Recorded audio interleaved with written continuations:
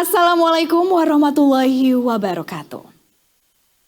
Salam sejahtera bagi kita semua. May peace be upon us. Shalom, Om Swastiastu, Namo Buddhaya, dan salam kebajikan. The Honorable Chair of the OECD International Network on Financial Education, Mrs. Magda Bianco. Chief Executive of Market Conduct Supervision, Financial Education, and Consumer Protection of OJK Indonesia, Bapak Diki Kartikoyono.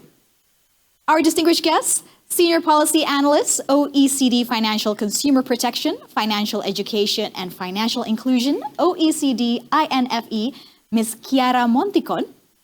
Head of Financial Education Division Transparency and Communication Department of Bank of Spain, Mr. Roberto España. Principal Assistant Director, Unit, Chief of Economic and Financial Education, Social Science Sector, Curriculum Development, and Division Ministry Education of Malaysia, Dr. Chong Yen Ni. Junior Expert Curriculum Developer, Center for Curriculum and Learning, Ministry of Primary and Secondary Education, Indonesia, Ms. Nina Purnamasari. Executive Vice President of Bank Sentral Asia, BCA, Indonesia, Ms. Hera F. Harin. Director of the Department of Literacy and Financial Inclusion, OJK Indonesia, Mr. Andi Muhammad Yusuf. Curriculum Advisor and Model Developer, Kwama Foundation Indonesia, Ms. Fatma D. V. Wulansari, as our moderator, and our esteemed guests, ladies and gentlemen. Good afternoon to all participants joining from Indonesia and all around the world attending this webinar. Welcome to OJK International Webinar, Global Money Week 2026, from early education to financial health, integrating financial literacy into formal education systems.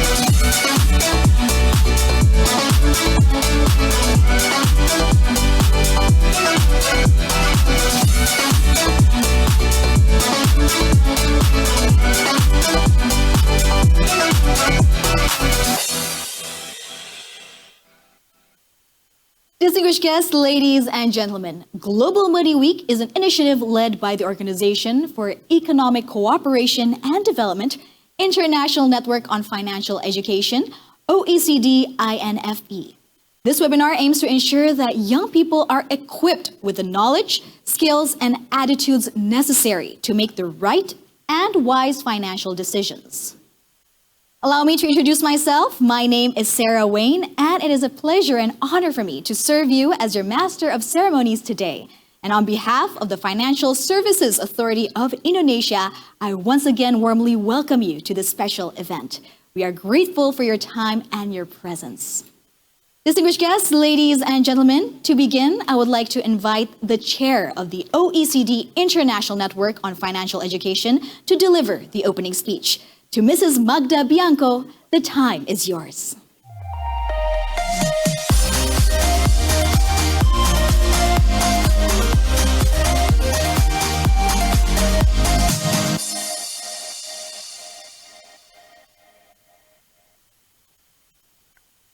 Thank you very much, Sarah. Good afternoon, everybody. It's really a great pleasure, but also a huge honor to be here with you to celebrate the Indonesian Global Money Week. Let me start with a short presentation. Could you put the slides on the screen? Thank you so much. Let's go to the next slide that shows the topic of this year Global Money Week, which was Smart Money Talks. And let me steal in the next slide, Professor Lusardi, Professor Anna Maria Lusardi, her opening words at the Global Money Week event. which were what world are young people inheriting? Well, young people all over the world are actually inheriting a very rich, complex, uncertain, and full of opportunities, but also risks world. And actually, the main key to size these opportunities and at the same time limit the risks is human capital, investing in human capital. This human capital has to become more and more flexible, full of capacity of critical thinking. Consider, for example, the use of AI without losing capacities, without losing competencies. Well, financial education, financial literacy is one component. It is an essential one in this human capital in a world where finance is everywhere. It's not good or bad per se, but it's pervasive, especially digital finance, of course, and hence needs to be well managed, well governed. Some examples in the next slide, which in a sense we all know. Going forward in the next slide, we have, of course, digital payments, which are by now accessible, easy for everyone. They are really generating enormous possibilities of financial inclusion, of easy and fast access to financial services for many, many more people, financially including them, generating data, information that facilitate also businesses, small businesses. But I guess we are all aware that there are increasing risks of frauds and scams. I think personally, each of us has been the object of tentative fraud and scams. At the same time, this incredible availability of information everywhere that digitalization has made possible has facilitated also the access to credit for both individuals and also small businesses which found difficult to access credit in the past. This, of course, favors individual well-being, possibilities, options to develop their own preferences and also increase access to finance for small businesses. But again, there are increasing risks that have already materialized in some countries, in some cases, of, for example, over-indebtedness. And over-indebtedness remains as a burden for a long time. Again, accessibility to many new forms of investment, also based, for example, on decentralized finance. This, again, may offer new opportunities also to invest in small amounts for even young people, easy access, but again, increasing risks of not understanding properly the relationship between possibility of returns, of gaining something, and the associated risk. The protection or the absence of protection associated to some forms of investing, of, for example, trading online or investing in new instruments that in many cases are not protected, like crypto assets or stable coins, a bit more protected, but not as much. And the availability of advice online from sources that are not always to be trusted or to be fully trusted. We have a lot of influencers that in some cases propose advice that are not controlled, that are not governed or regulated. So an incredible world that offers really a lot, also for young people, because they can access much more easily all this instrument, but has a lot of risks that we have to manage. So we have to start early to get the competencies that we need. In the next slide, there are two reasons why we need to acquire these competencies when young and in schools. First, knowledge, competencies acquired when young, and especially, of course, in school, have really the time to become deeply ingrained and be mastered properly and with confidence currently and in the future. We adults, we all know how difficult it is to start from scratch late in life, especially when we think that something is difficult, is maybe sometimes not appealing. In some cases, we even might think that it's not too ethical, talking about money, talking about finance. So it's very important to start young. Secondly, starting young and learning in schools means somehow also to address inequalities associated to different socioeconomic contexts, and hence give every student the same opportunities to navigate the future. And navigating this future is possible with adequate competencies. We have quite a lot of evidence, empirical and solid evidence by now, that these competencies produce resilience, the capacity to face unexpected shocks, and, for example, also the capacity to face better the exposure to frauds and scams. It means a greater capacity to use debt properly and avoid over-indebtedness. It means a greater capacity to invest reasonably and effectively, understanding risks versus return, and at the same time, to secure a safe and financially healthy future, investing in pensions, for example.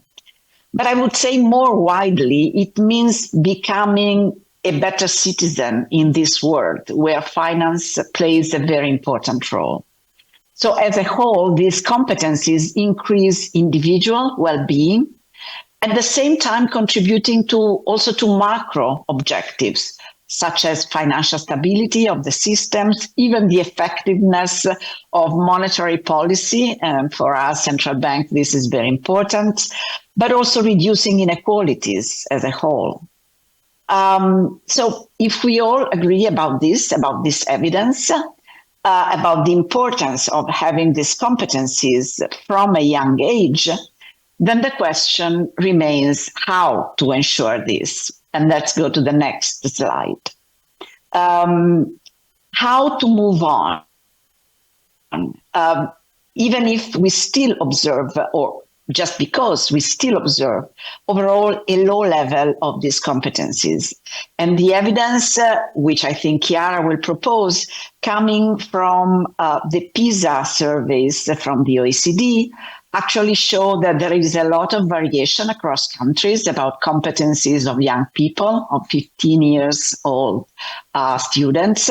But except in a few countries, these competencies are still insufficient. At the same time, the international evidence, which we collect at the OECD through the International Network for Financial Education, actually shows some common traits on how to move, on what are the best practices and the alternative models that we see around. And the first step that it's absolutely essential is start from evidence. Again, turning to the evidence that the OECD collects through the PISA survey, this evidence is essential for each of us, each member country, because this allows us to understand the weaknesses in our country of different groups of students, of different socioeconomic background, even of different genders and other characteristics. And only good evidence allows us to address these competencies. So let me say that it's very important for all of us, for all our member countries, to participate in these exercises of collecting evidence, because it's the essential starting point for every policy, for every kind of intervention in financial education.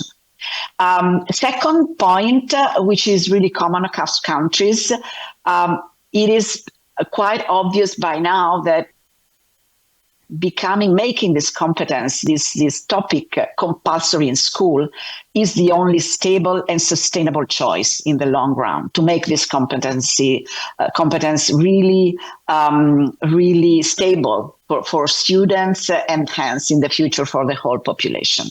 What varies across countries is whether it is a dedicated topic in curricula or it is a horizontal, it is done with a horizontal approach, meaning that it's a horizontal competence going through different topics in schools.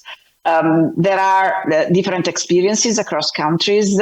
There are some preliminary evidence that maybe the effect is stronger when it is a dedicated topic, but of course this is much more difficult in a sense politically. So both are important, both are useful. Third step, which is common across countries, the need for quality material developed by experts, not only on technical aspects, but also in pedagogic methodologies. They have to be material that can be used in an interactive and engaging way. They can be, gamification instruments or other instruments. But what's important is that we do have evidence that whenever this material is really engaging, is really involving students, making them experience the connection with everyday life, it produces results. And actually, in a sense, compared to other topics in school, financial education is really prone to this because it relates to everyday experience. The fourth element, which again is common across countries as a good practice and as a very important one, is the method of training the trainers. This is the most effective method, is the only sustainable and scalable method. First, because only teachers may reach really all students and do it in a permanent way, ensuring that this remains for their future. And second, because of course, teachers already have the pedagogic competencies to do this. However, this in many countries is still a big challenge because in many cases, trainers, that is teachers, did not learn this in their own study, in their own education. So this is the big challenge in many countries, how to develop training programs for teachers. This means that there is a need for a huge alliance between those who can provide technical competencies with Ministry of Education, of course, but also engaged teachers, those that are already engaged, that are already doing this, and other independent and solid trainers. Of course, these might face the usual difficulties of training adults, but of course, these are very special adults who are used to work with the training issues. So Global Money Week is a wonderful opportunity to raise the awareness on the importance of this journey, to involve a lot of young people and their teachers. And we have the experience of the past years that this has been a great success. And it's an opportunity to show how interesting, how possible, how important all of this is for their future. I am sure that you have had a fantastic Global Money Week, and that you have actually planted the seeds for a great future for all of you. So thanks a lot and have a wonderful event. Thank you.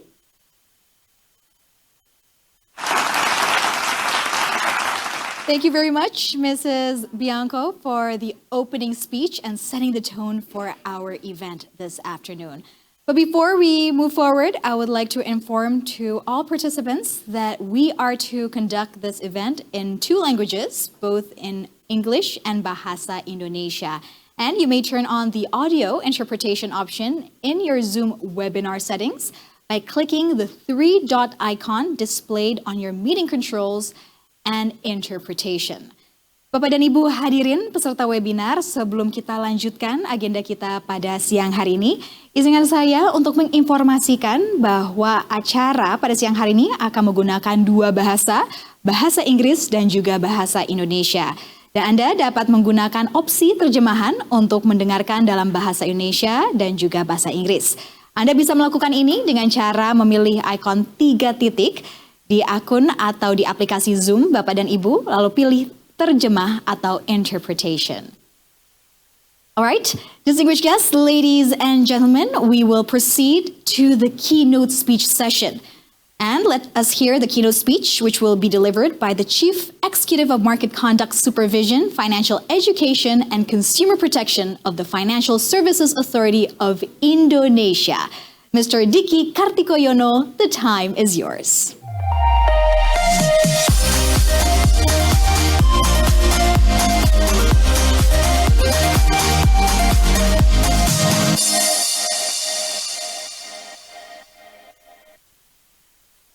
Thank you, Mbak Sarah.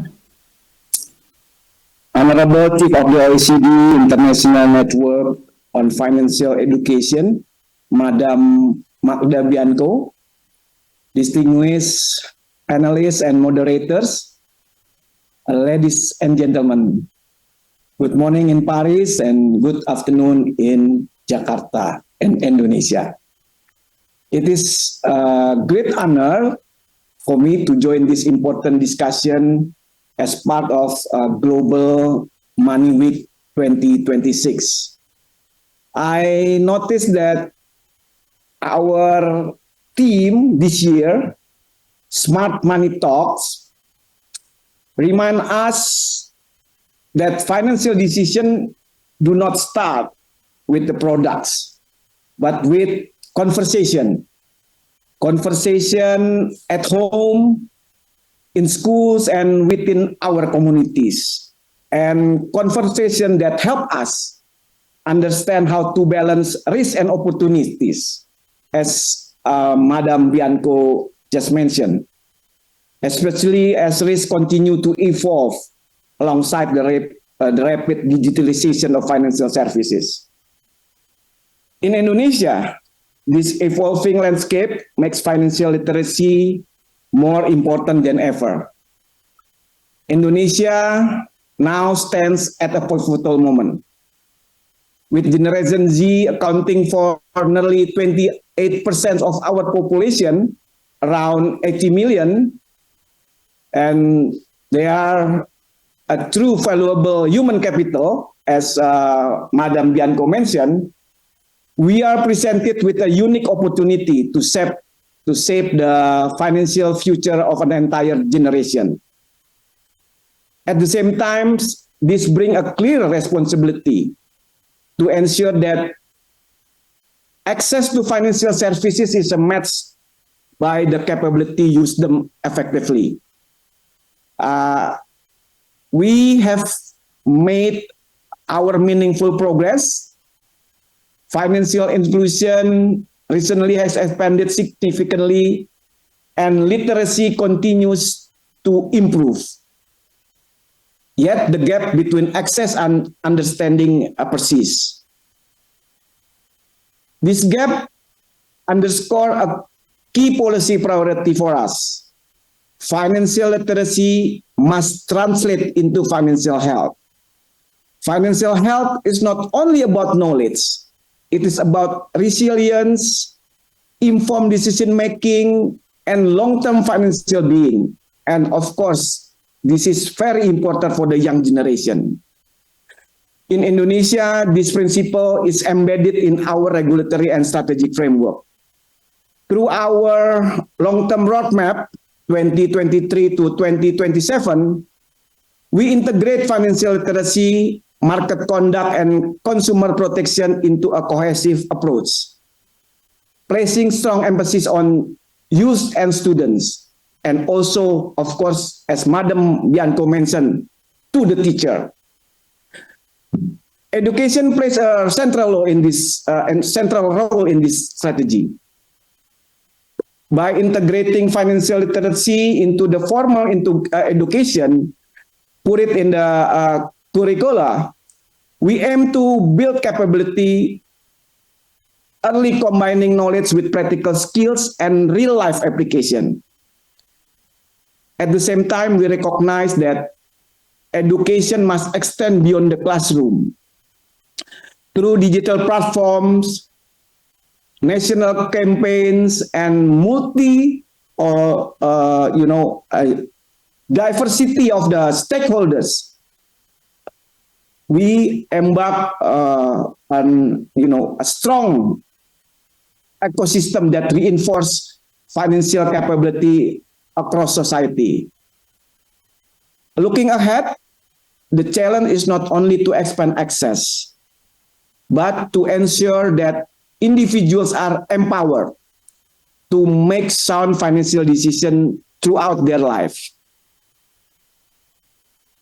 This strategy requires a sustained collaboration, alliance, as Madam Bianco mentioned, across regulators, educators, industry, and communities. Ladies and gentlemen, allow me to close with 3 key points. First, Indonesia young population, our valuable human capital, will shape our financial future. Second, while access has improved, the gap between literacy and inclusion remains a key challenge. And third, financial literacy must go beyond knowledge. It must lead to better behavior and better outcomes. This is why we focus on financial health and why education is central to our strategy. At the same time, we recognize that this is a shared global challenge. Strengthening financial literacy requires collaboration across borders. We look forward to continue support and partnership from the global community so that together we can expand our impact and reach more people effectively. Before I conclude, I would also like to express my sincere appreciation to distinguished panelists and moderators for their valuable insights and contribution to today's discussion. Let me end with a powerful quote from Benjamin Franklin. An investment in knowledge pays the best interest. Thank you and enjoy the discussion.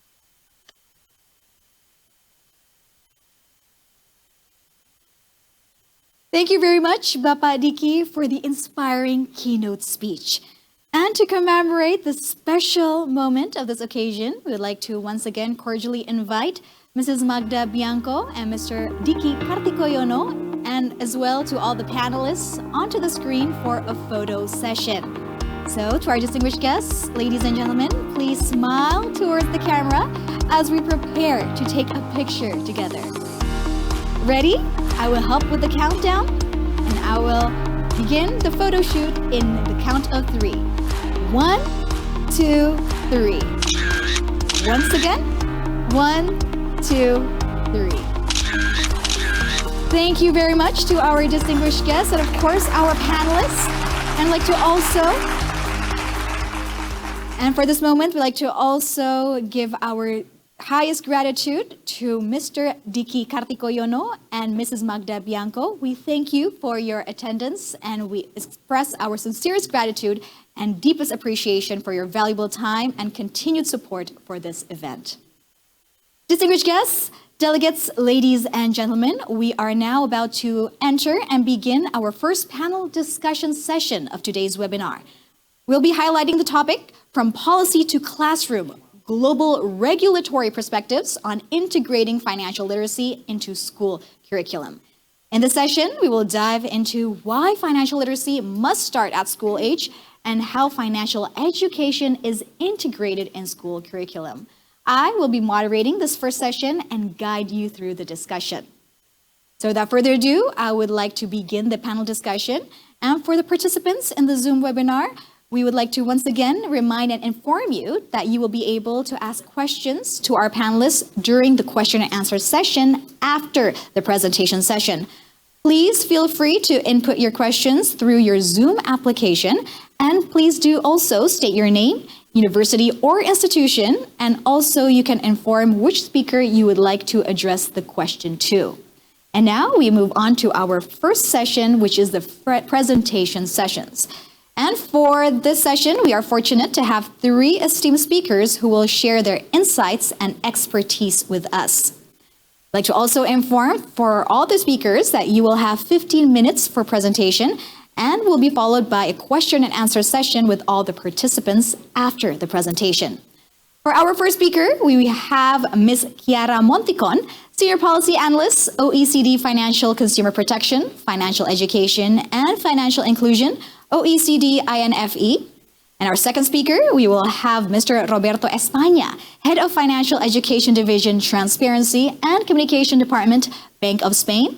And for our third speaker, we have Dr. Chong Yen Ni, Principal Assistant Director, Unit Chief of Economic and Financial Education, Social Science Sector Curriculum Development Division, Ministry of Education of Malaysia.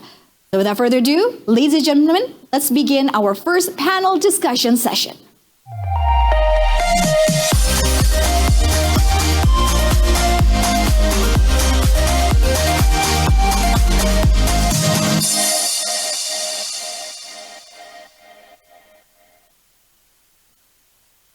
Once again, good afternoon and welcome to our speakers. And we will once again be discussing the theme From Policy to Classroom, Global Regulatory Perspectives on Integrating Financial Literacy into School Curriculum. Once again, we welcome our three speakers for our first panel discussion session. And for our first speaker, representing the Organization for Economic Cooperation and Development, or OECD, we have Ms. Chiara Monticon. Before I invite Ms. Monticon to present her presentation, I would like to read a short CV or resume of Ms. Monticon. Ms. Monticon is a Senior Policy Analyst within the OECD Financial Consumer Protection, Financial Education, and Financial Inclusion Unit. She coordinates the work of the OECD International Network on Financial Education and the work related to the PISA Financial Literacy Assessment. In recent years, her work focused on assessing levels of financial literacy among adults, young people, and small business owners, the role of financial education in strengthening financial resilience and well-being, and supporting the needs of women, seniors, and other vulnerable groups. Previously, Ms. Monticon was a researcher at the Center for Research on Pensions and Welfare Policies at Colegio Carlo Alberto in Torino. She holds a PhD in economics from the University of Torino. And we are very delighted to have you here with us today. So without further ado, Ms. Monticon, the floor is yours. Thank you very much, Sarah, and good afternoon to everyone. It's really a pleasure to join this event today, and happy Global Money Week to everyone. So I have prepared some slides to give you a snapshot of our work on financial education in schools around the world. So please let me share my slides. I hope you can see them correctly. So I will begin my presentation by highlighting the importance of financial literacy for children and young people. I will give you a snapshot of financial education in schools around the world. I will discuss some international best practice and have some final concluding remarks. So as was already apologies. It was already highlighted by Magda Bianco and Vicky Carticoyono earlier today. There are a number of trends that really underpin the importance of improving the financial literacy of children and young people. Some of these trends really stem from the financial landscape and recent developments that we are seeing, and Magda Bianco has already highlighted many of them. Financial products and markets are becoming increasingly complex. There are new financial products, services, intermediaries, and actors that make all of this landscape more complex for everybody, and especially for young people, and especially considering that young people have the opportunity to access not only money, but also financial products and services from a very young age. And we think of crypto assets, they have already been mentioned. Young people are increasingly exposed to financial scams and frauds.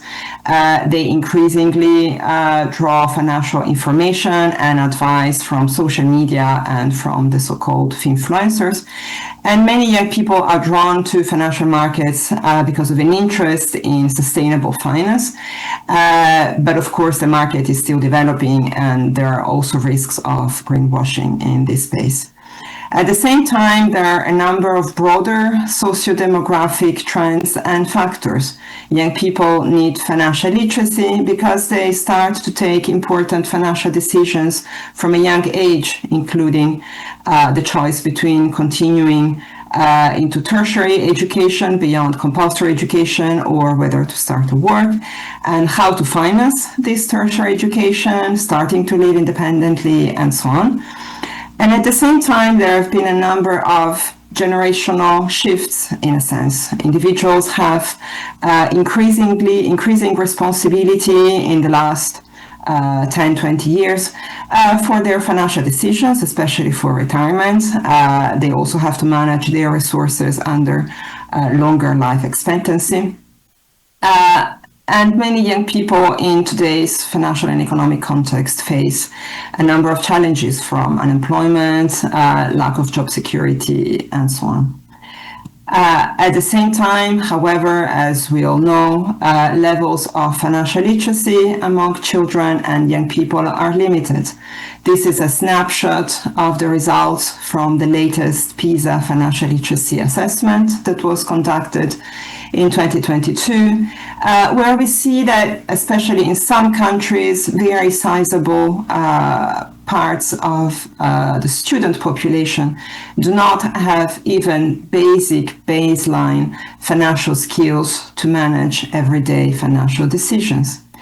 And what is also particularly important to notice is that financial literacy performance is strongly correlated with socioeconomic background, meaning the socioeconomic status of their families is a very important factor in the financial literacy of students and young people, which implies that not all the students have the same opportunities to learn via their families or via their personal experiences. And this really brings me to the importance of providing financial education in schools, because schools can offer opportunities to reach all students in more equitable ways and to teach entire generations and to give all of them opportunities to develop these important skills. So we have a great opportunity to look into the provision of financial education in schools, thanks to the review of the implementation of the OECD recommendation on financial literacy. So this recommendation is really the international standard on financial literacy that was adopted by OECD governments and Brazil in 2020. And the recommendation reminds the importance to develop financial literacy from the earliest possible age and to design programs that take place in environments conducive to learning, including schools. So as part of the review of the implementation of this recommendation, we collected responses from 87 jurisdictions around the world. So really, we had a very high global response rate. And we are going to use these responses to develop more work, to develop a new policy paper looking at the provision of financial education in schools around the world. So this is a very important piece of work that we are going to develop in the INFA this year. But I just wanted to take the opportunity to a snapshot of the main results and some preliminary results that we see from the implementation report. A first important takeaway is that children and youth are by far the most frequent target audience of financial education programs in all countries that participated in the exercise. So there is really strong interest in teaching young generations. And schools, as we can expect, are a very important channel. So around 3/4 of the responding countries and economies indicated that financial education is provided in schools, either as part of curricular teaching or in extracurricular activities. And what is interesting is that this is done really across most education levels, from primary school to upper secondary education. As Magda was mentioning earlier today, There are different ways of doing this, and we see that the majority of countries have chosen to integrate financial literacy into other subjects, which can be a multitude of subjects from economics, business, mathematics, social studies, citizenship, and so on. While still a few countries have chosen to do this through standalone subjects, but as we will also discuss later, this is perhaps a more challenging avenue. So based on the work that we have been doing through the INFE in the last 15-20 years, I wanted to briefly highlight some key lessons learned that we have seen from countries around the world as particularly effective practice, even though, of course, we need to take into account that this is very much a developing field. This is very much work in progress in most countries, and evidence is still developing. So this is still ongoing learning. So I will highlight some key elements that you see listed here related to the importance of creating robust institutional mechanisms, designing and aligning the content, integrating financial literacy in the school curriculum, how to do this in practical terms, in what are known to be the most effective ways, but also training teachers, involving parents, and assessing financial literacy. So let me go through these elements in turn. In terms of creating institutional mechanisms, as we all know, it's very important to start from the top and ensure that there is high-level political support, both from financial and educational authorities, to support teaching of financial literacy from a young age.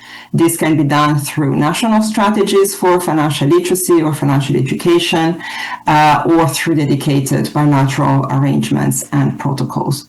And in doing this, it's also important to consider the potential contribution of private and non-for-profit stakeholders, while at the same time also minimizing conflicts of interest and ensuring that their contribution is impartial, objective, high quality, and fair.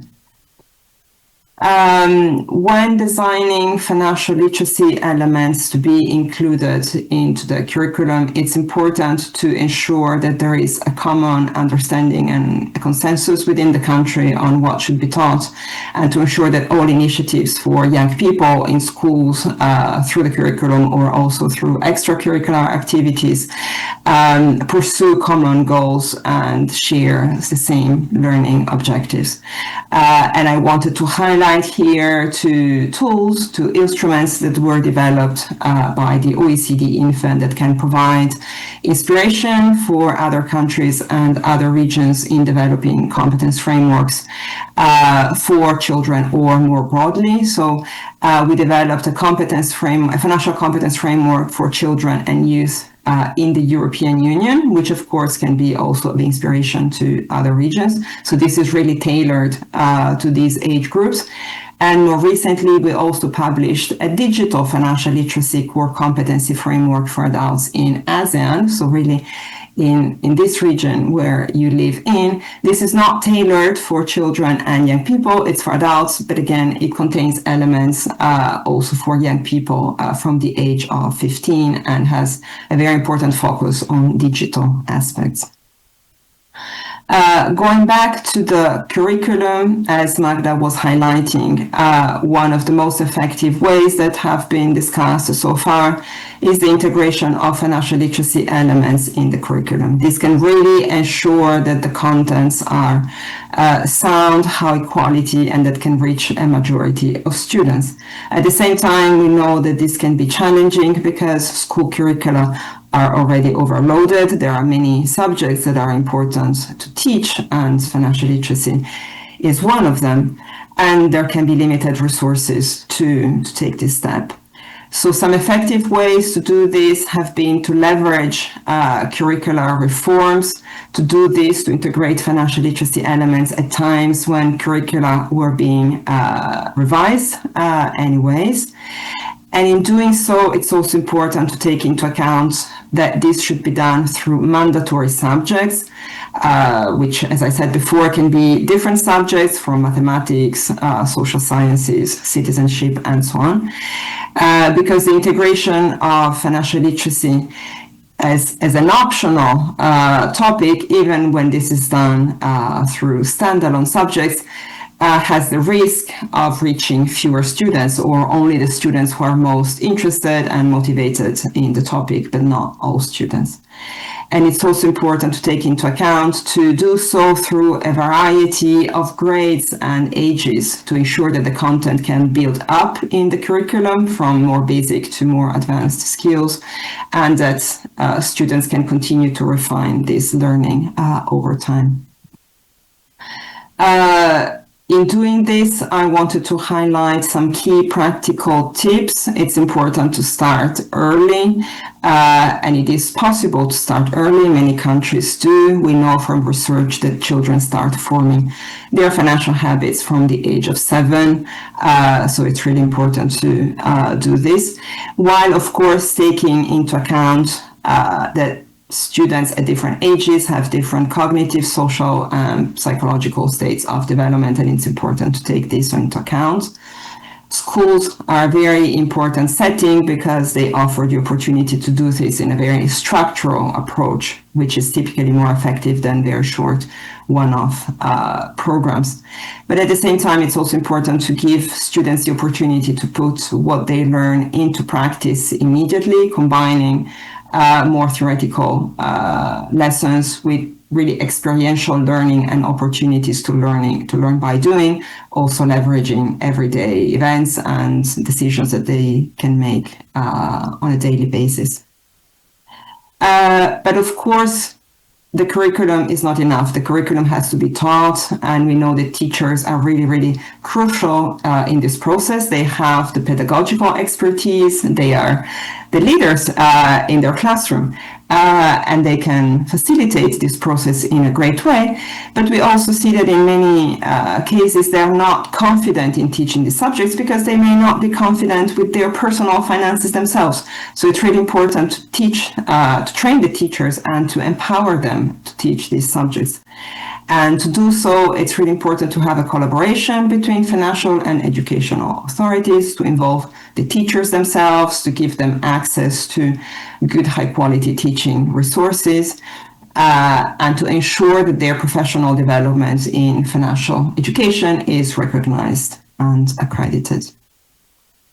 But as we saw before from the PISA results, we cannot neglect that parents remain one of the main sources of learning about financial knowledge, skills, and habits. So while tackling the students and the teachers, it's also important to continue tackling the parents, and to do so by ensuring the financial education also of adults through broader national strategies, even outside of the school context, and to involve parents in programs for children.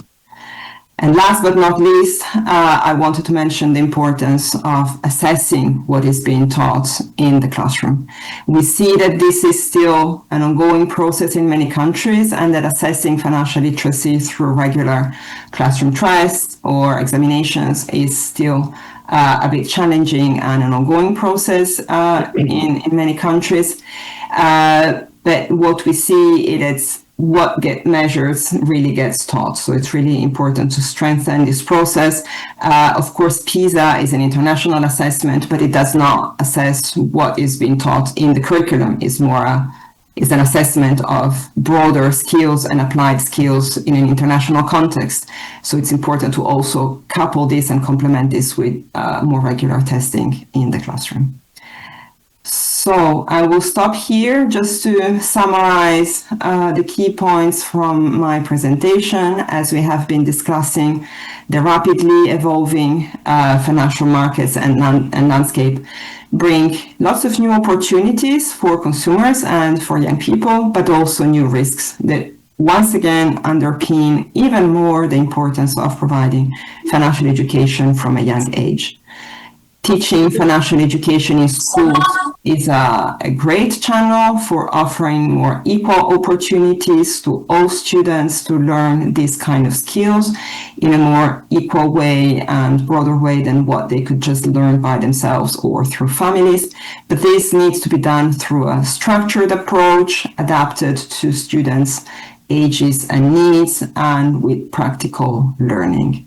And in doing so, it's important to focus not only on what to teach and ensuring that this is in the curriculum, but also the how, meaning training teachers, involving parents, and assessing learning. And with this, I thank you very much for your attention, and I remain available for any questions. Thank you so much.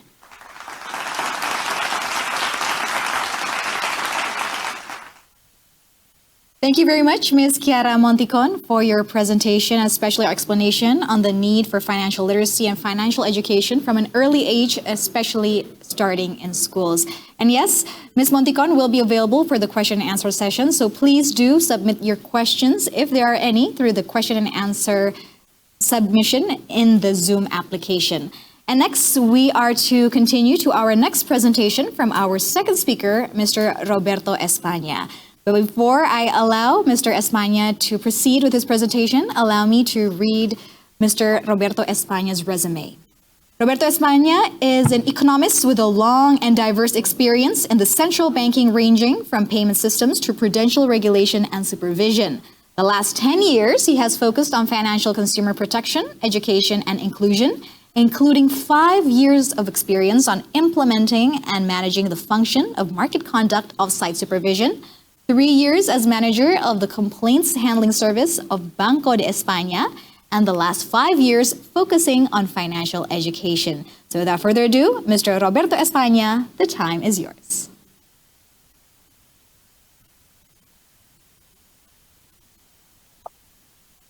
Thank you very much. Good afternoon, everyone. It is for me a great pleasure to participate in this event. It's an honor to be again collaborating with the OJK. I've always found a great environment when participating with you, enjoying your hospitality and your professionality. So for me, it's great to participate here in a topic that is very much encouraging for me, and that is to a great extent channeling my efforts nowadays.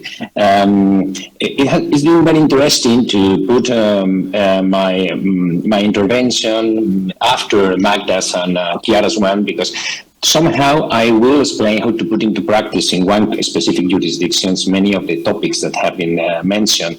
I remember particularly the slide by Magda in which explaining how to do that, how to integrate financial literacy into school curriculum. She was mentioning starting from evidence, making compulsory education in the curriculum, train the trainers, prepare or engage in materials, and after that, making evaluation of the results. So this is basically where we are now in Spain. So if you could please share the slides with the audience and help me with that, we can move to the next, and probably the one after that.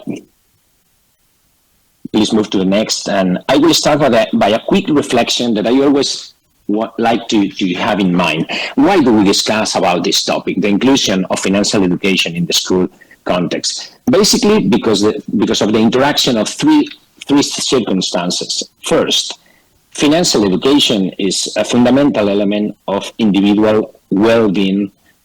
Also, at individual level and at collective level, it also contributes to the global well-being of a society, and it affects people in all ages and in all economic and social circumstances. Second, the surveys tend to provide evidence that financial educational levels can be improved in almost all jurisdictions, so contributing better to the financial well-being of all the population. And third, the presence of financial education in the school curriculum can be improved in almost all jurisdictions. So the consequence is that we should establish a main objective, which is to effectively integrate financial education in the curriculum. In the next slide, I would like to tackle the topic of the empirical evidence. If we can move to the next slide, please.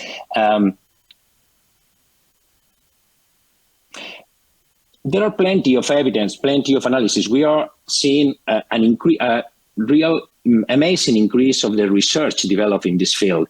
There are plenty of evidence, but there are some limitations when starting from the analysis of evidence, because sometimes the conclusions are divergent. You find different results because it's very difficult to find studies tackling exactly the same topics with the same settings in the research with different evaluation methods. So it's sometimes difficult to get conclusive evidence, but nevertheless, there is a global trend in this evidence, which is that financial education has a positive effect on knowledge, on financial knowledge. And this effect seems to be a little bit lower when talking about financial behavior, but in any case, this effect is also positive. This is important as a starting point. In the next slide, I would make a summary of what the available empirical evidence provide us as takeaways, as a lesson learned that can be immediately put into practice. It's better to rely on long-term interventions with continuity over time and starting as early as possible. This was also mentioned by Chiara.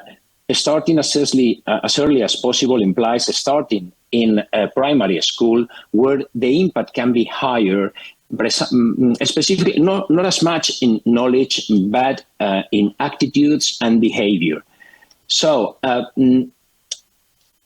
in the development of this financial literacy throughout the curriculum, it's important to consider the cognitive development of students. So the implication of pedagogical experts in the design of financial literacy is key to understand what can be taught in different ages. This is important. We have realized when analyzing evidence that mandatory interventions generate greater impact than those that are made on a voluntary basis. On the other hand, of course, the focus should be based on the development of attitudes and behavior, not only the knowledge itself. This is especially valid for primary, for the younger students. And as has already been mentioned, it is very important to focus on teacher training to ensure that they are motivated and with the necessary skills, and they understand the need to transmit to their students this competence for life that is extremely relevant. We have also realized, based on evidence, that family involvement in learning is very important. This is one of the keys behind this Global Money Week, which is smart money talks at home with your parents to talk about the problems that the family is facing or the restrictions. And this is very important for young people. We have also learned that making the materials and the contents, as Magda was saying, appealing is very important. From this perspective, gamification, simulation, and hands-on experience is very relevant when designing these financial education programs. In the next slide, I will start a reflection on the regulatory landscape. How do we have our regulatory landscape in Spain to tackle this issue?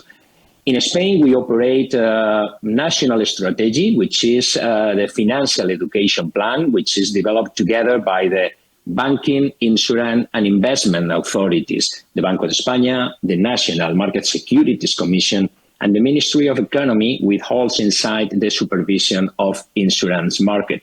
We encourage the creation of a very wide network of stakeholders, more than 70 private and public stakeholders that are committed with the promotion of financial literacy. And we have elaborated many years ago a school program that is adapted to the European Union OECD competence framework for children and youth in the European Union. And this is one of the programs that has more years of experience being provided to the teachers. Moving ahead, the next slide, I would like to refer specifically to the Bank of Spain focus on financial literacy. We do not have a specific mandate for financial literacy in our script. Nevertheless, the Bank of Spain is stressing the strategic interest in the promotion of financial literacy, basically because we understand that this is a function that contributes to the main legal mandates we have. We understand that financial literacy ensures a better application of monetary policy, to the extent that citizens are more aware of the functioning of the interest rate and are more able to develop their own expectations as regards the evolution of the interest rates. In addition, the financial education contributes to increase the confidence in the financial system, in the supervisors, in the agents, in the tools that the financial system is providing. Of course, financial education contributes to a better consumer protection as well. It was also mentioned in the initial statements, the link between financial literacy and consumer protection to compensate the information level of the offers and the demanders of financial products. In our understanding, it also contributes to financial stability to the extent that it improves the swift functioning of the financial systems. Consumers are able to understand the products they are demanding. They are in the position to demand the products that better suits their needs, and this more understanding of the financial product by the customers reduces the conflicts that often occurs in the financial relationships. And of course, financial education increases financial inclusion, which is a key topic to ensure balanced, developed, and fair societies for the future. If we move to the next slide, I will give a brief overview on what is the situation of the financial literacy in Spain right now. As Chiara was saying, we are focusing an approach traditionally in the Spanish educational law by which financial literacy is integrated into other different subjects. We do not have a standalone topic for financial literacy. When this occurs, it occurs only in upper secondary school or high school, but only in optional subjects, never subjects that are displayed to all students. So this is a drawback, as Chiara was saying, because not all students finalize their compulsory education, ensuring that they have had a standalone topic of financial literacy. Consequently, in primary education, the financial literacy is in the hands of mathematics and knowledge of the natural, social, and cultural environment.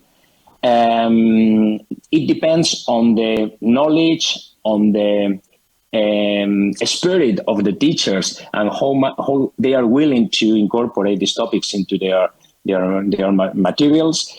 In secondary education, it is also incorporated in mathematics, geography, and history.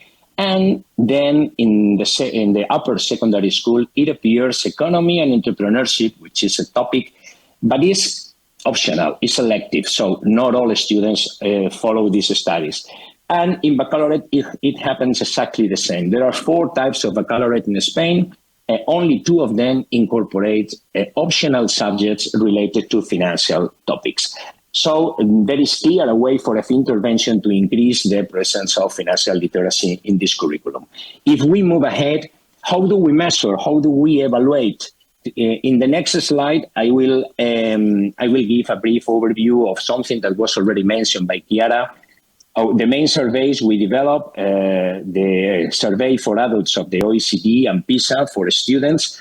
As regards PISA, in the lower part of the slide, you can see that the level of the financial literacy for students in Spain is lower, and in the average, in the level 5, the number of students in Spain in the level 5 is much lower than the OECD average. So there is a relevant way for improvement of education in Spain. If you see the upper graph, you can see that financial education is lower for the elder and for the younger, is lower for those that only have primary school and secondary school studies, is lower according to the level of income, and is much lower according to the gender aspect. There is a relevant gender gap in Spain. This is something that we are trying to overcome. If we move to the next slide, we give an example of how do we develop this evaluation of programs. For example, the school program developed by the National Strategy of Financial Literacy since 2012 consists in 10 modules for 10 hours. And we have run different research in different years to analyze different aspects. The first, what is the type of schools that volunteers to perform it. The second, whether it implied an increase. The increase was positive, higher than 18% in financial knowledge, and between 12 and 18% in the capacity to have more patience in intertemporal choices. And we are now running a third research on the longer run impact of this financial education, analyzing students 5 years after they finalize their training. If we move to the final slide, I will make a brief reference to where are we now. In this next slide, let me say that the Bank of Spain has gone into during 2025 through an external evaluation of its financial education function. We have received several recommendations on how to improve our activity. The focus was set on increasing the presence of financial literacy in the curriculum and encouraging the Bank of Spain to develop a communication campaign, an institutional campaign to connect with the Ministry of Economy, to the regional authorities, to incorporate more financial education into the school curriculum. How to do that? Apart from the institutional engagement with these institutions, the idea is to elaborate these materials, these engaging materials, put in the hands of the teacher, make together with the regional authorities a comprehensive plan for teacher training, and of course establish a deep way of measurement and evaluation according to the evidence gathered during this process. So we are now designing this comprehensive process to be able to fulfill what Chiara was explaining in its presentation. So I will stop here, and I will be delighted to comment about this in the Q&A session. Thanks a lot.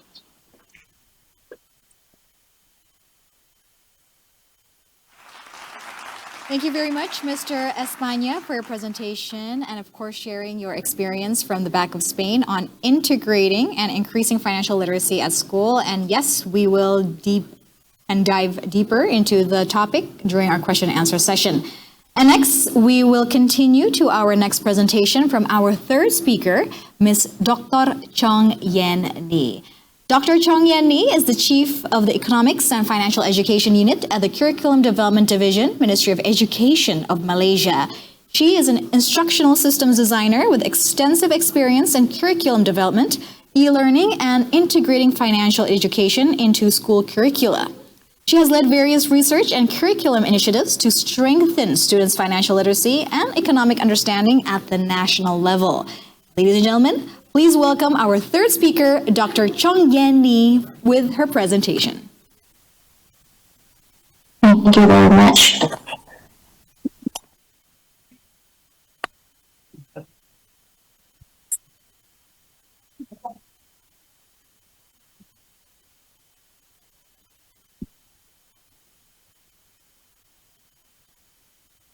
Good afternoon, everyone.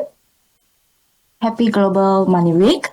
Before I get into today's session, I would like to extend my huge thank you to OJK for inviting me to speak today.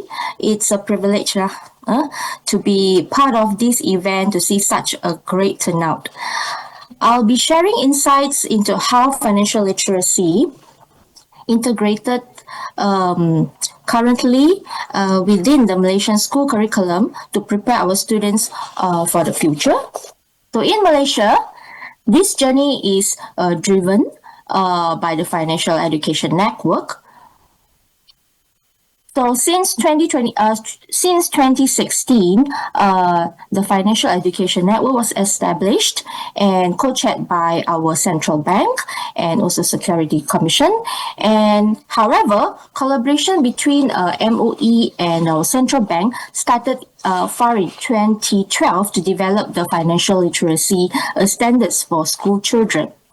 So the integration began in 2014 within the mathematics subject. However,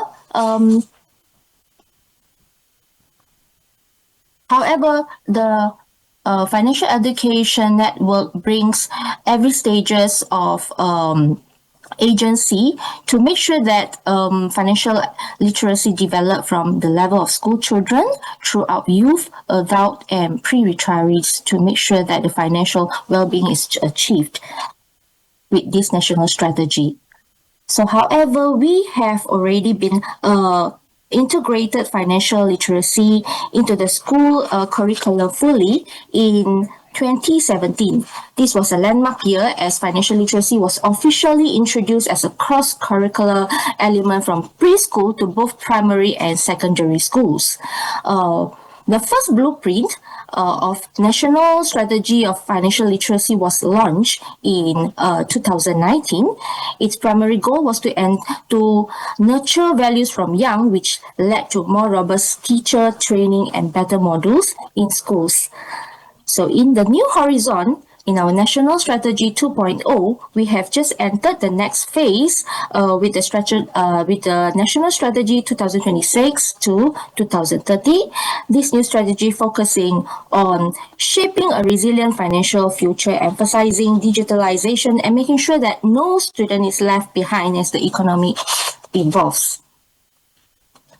Our strategy priorities one, which are probably emphasized by our MOE, is always teaching students to manage personal finances efficiently and wisely, and cultivating responsible moral values to face the challenges of the present and the future. And lastly, cultivating skills in the managing personal finance. We have action plans that move throughout our education system. Firstly, expanding financial education in the school curriculum. Next, strengthening financial education in the core curriculum. Then, developing capacity and providing support for teachers, and bringing together a support group of parents, students, and the community.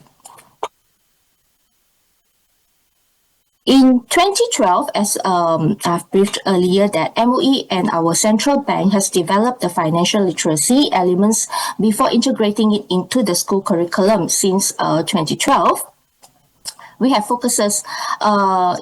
we have 6 focus where we have developed 6 standards of financial literacy. First, regarding money, source of income and career choice.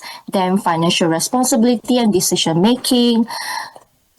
Next is money management and planning. Then goes to saving and investment, credit and debt management. Lastly, risk management, health protection and insurance, where this is actually a life cycle where our students will go through when they leave schools.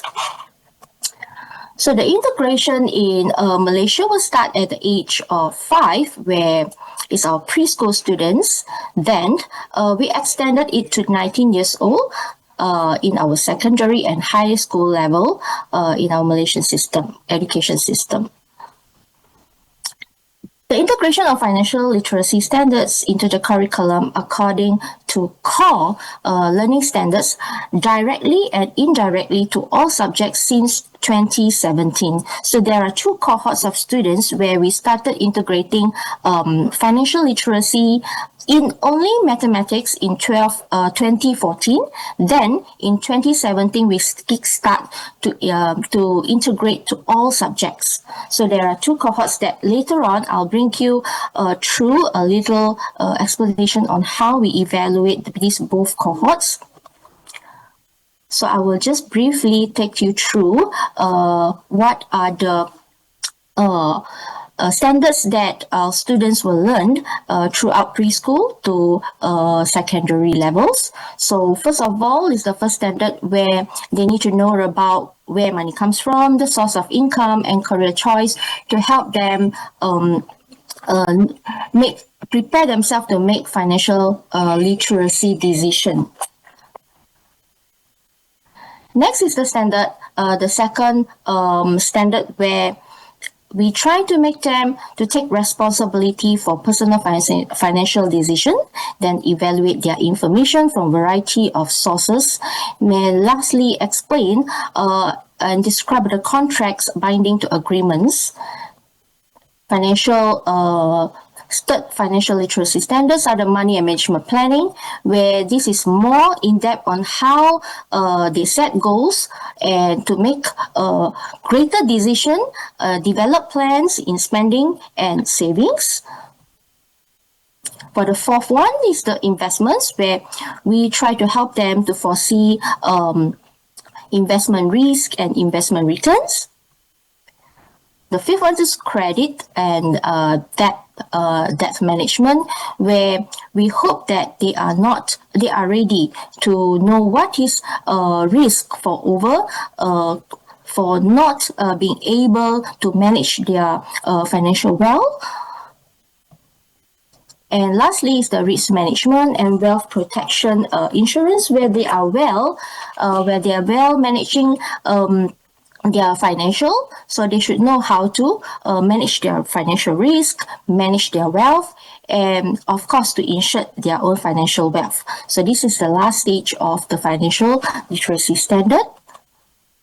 Our integration starts in preschool, where we have a few subjects like Malay language, English, mathematics, and also civic education, where these are the stage where they learn to socialize themselves, and in between financial literacy is embedded while they are socializing.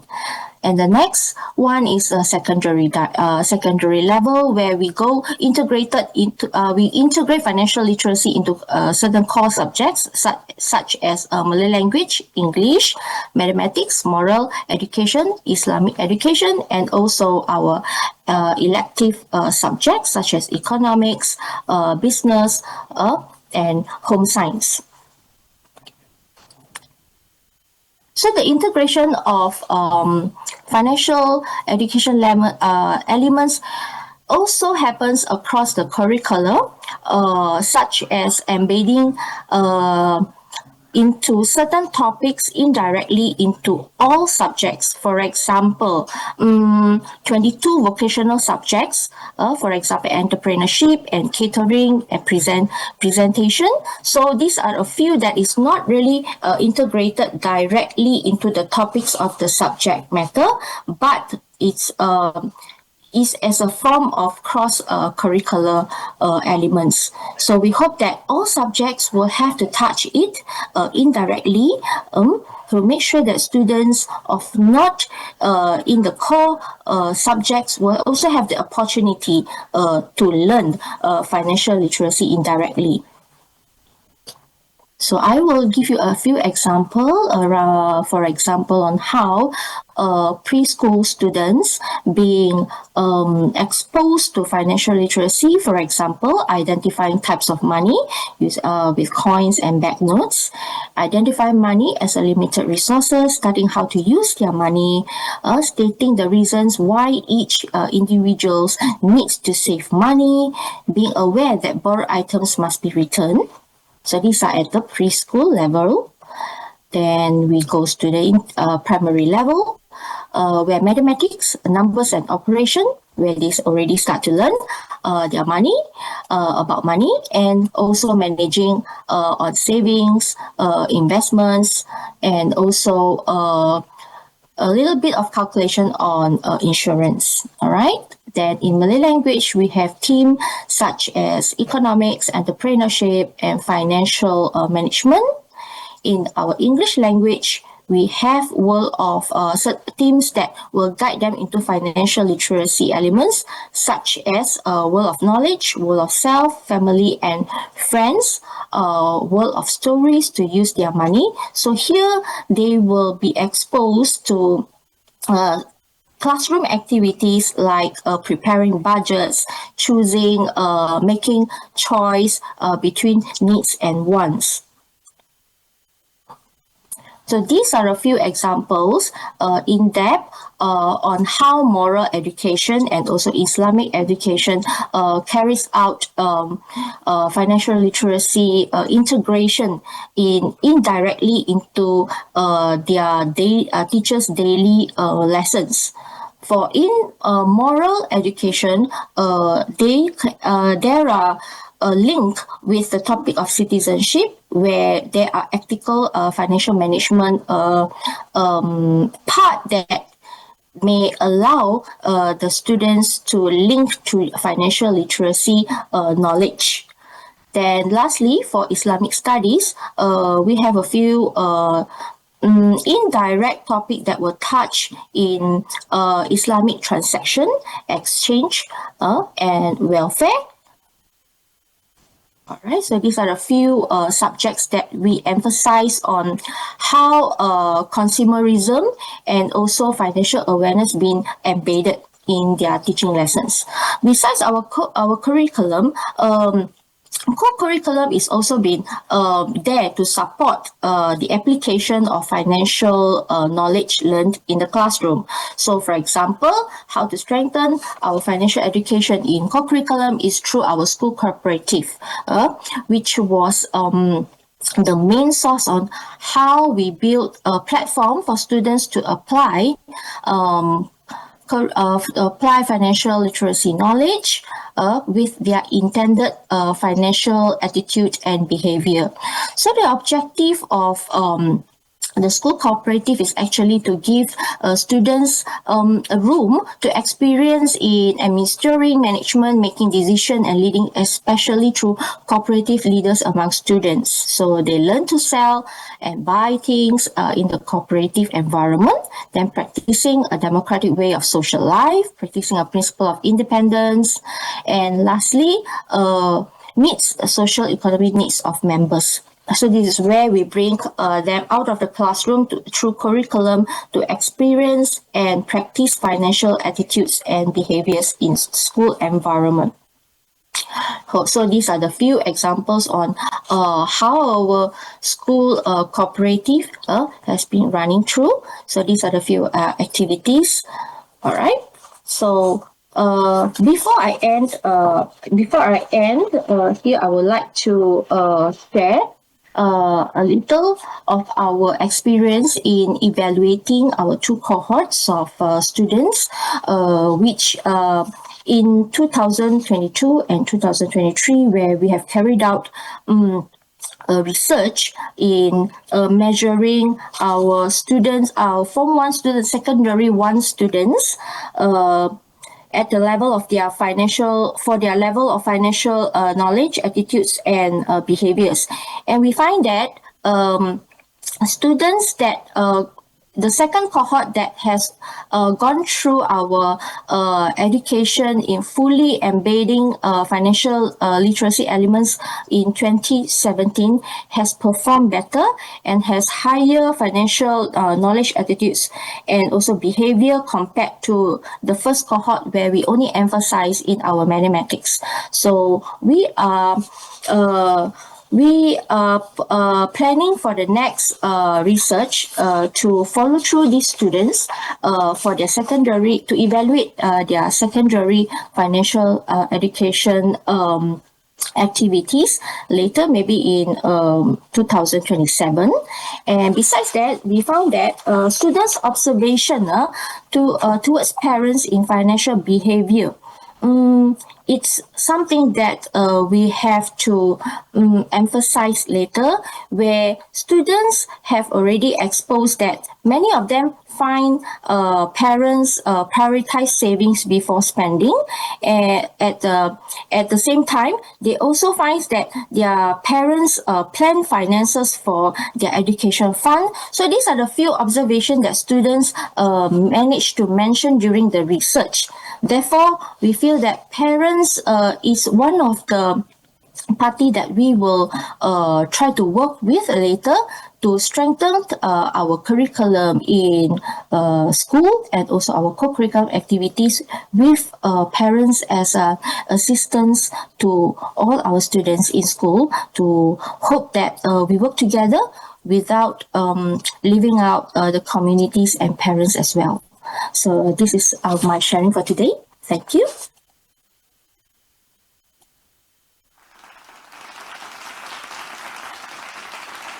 Thank you, Dr. Chong Yen Ni, for your presentation. And before, thank you as well, Mr. Espana and Ms. Monticon. And we are to continue to our next session, which is the question and answer session. Therefore, once again, I'd like to invite all participants to please do join in by typing your question in the question and answer section in your Zoom application. But before we do, I would like to give a little takeaways or highlight from all three presentations from Ms. Monticon, Mr. Espana, and Dr. Chong Yen Ni. From all presentations, it is agreed that financial literacy should start at an early age and be embedded throughout a child's education journey. All three presentations emphasize that today's young people face increasingly complex financial designs, from digital finance and scams to savings, debt, and of course, long-term planning, making financial education essential to begin from a very early age. All presentations also show that the most effective approach is not to teach financial literacy as a standalone topic, but to integrate it into existing subjects such as math, economics, language, civics, history, and of course, social studies. Successful programs are practical, age-appropriate, continuous across grade levels, and supported, most importantly, by teacher training, parental involvement, and hands-on activities by the students itself. Another key takeaway is the importance of strong coordination between institutions, governments, education authorities, financial regulators, schools, communities, and families as well. Mr. Espana has highlighted the importance of measurement and long-term evaluation, while Dr. Chong Yen Ni has showed how activities, especially co-curricular activities, can make learning more practical for students and especially the younger generation. Overall, ladies and gentlemen, participants, the message is clear. Financial literacy is no longer optional, but a core life skills that schools and collaborations across institutions must help build from an early age. So we hope that the presentation can help set the tone for our discussion and question and answer session with our participants here at OJK's international webinar. But before I allow the participants to submit their questions and read them during the session, allow me to propose a number of questions to our panelists. So I will begin to Ms. Monticon. Ms. Monticon, I would like to know more, especially regarding from your topic, which you have presented to us earlier. We all know that students come from different family and economic backgrounds. And of course, this means their understanding and familiarity with money varies. Can you please explain to us how can integrating financial literacy ensure the equal distribution of knowledge and skills to the diverse nature of students itself? Ms. Monticon. Thank you, Sarah, for this question. So, as I showed in my slides, we see that indeed financial literacy performance is closely related to socioeconomic backgrounds of families. And we also know that not all families are equally equipped with those kind of financial skills to then in turn teach their children and young students.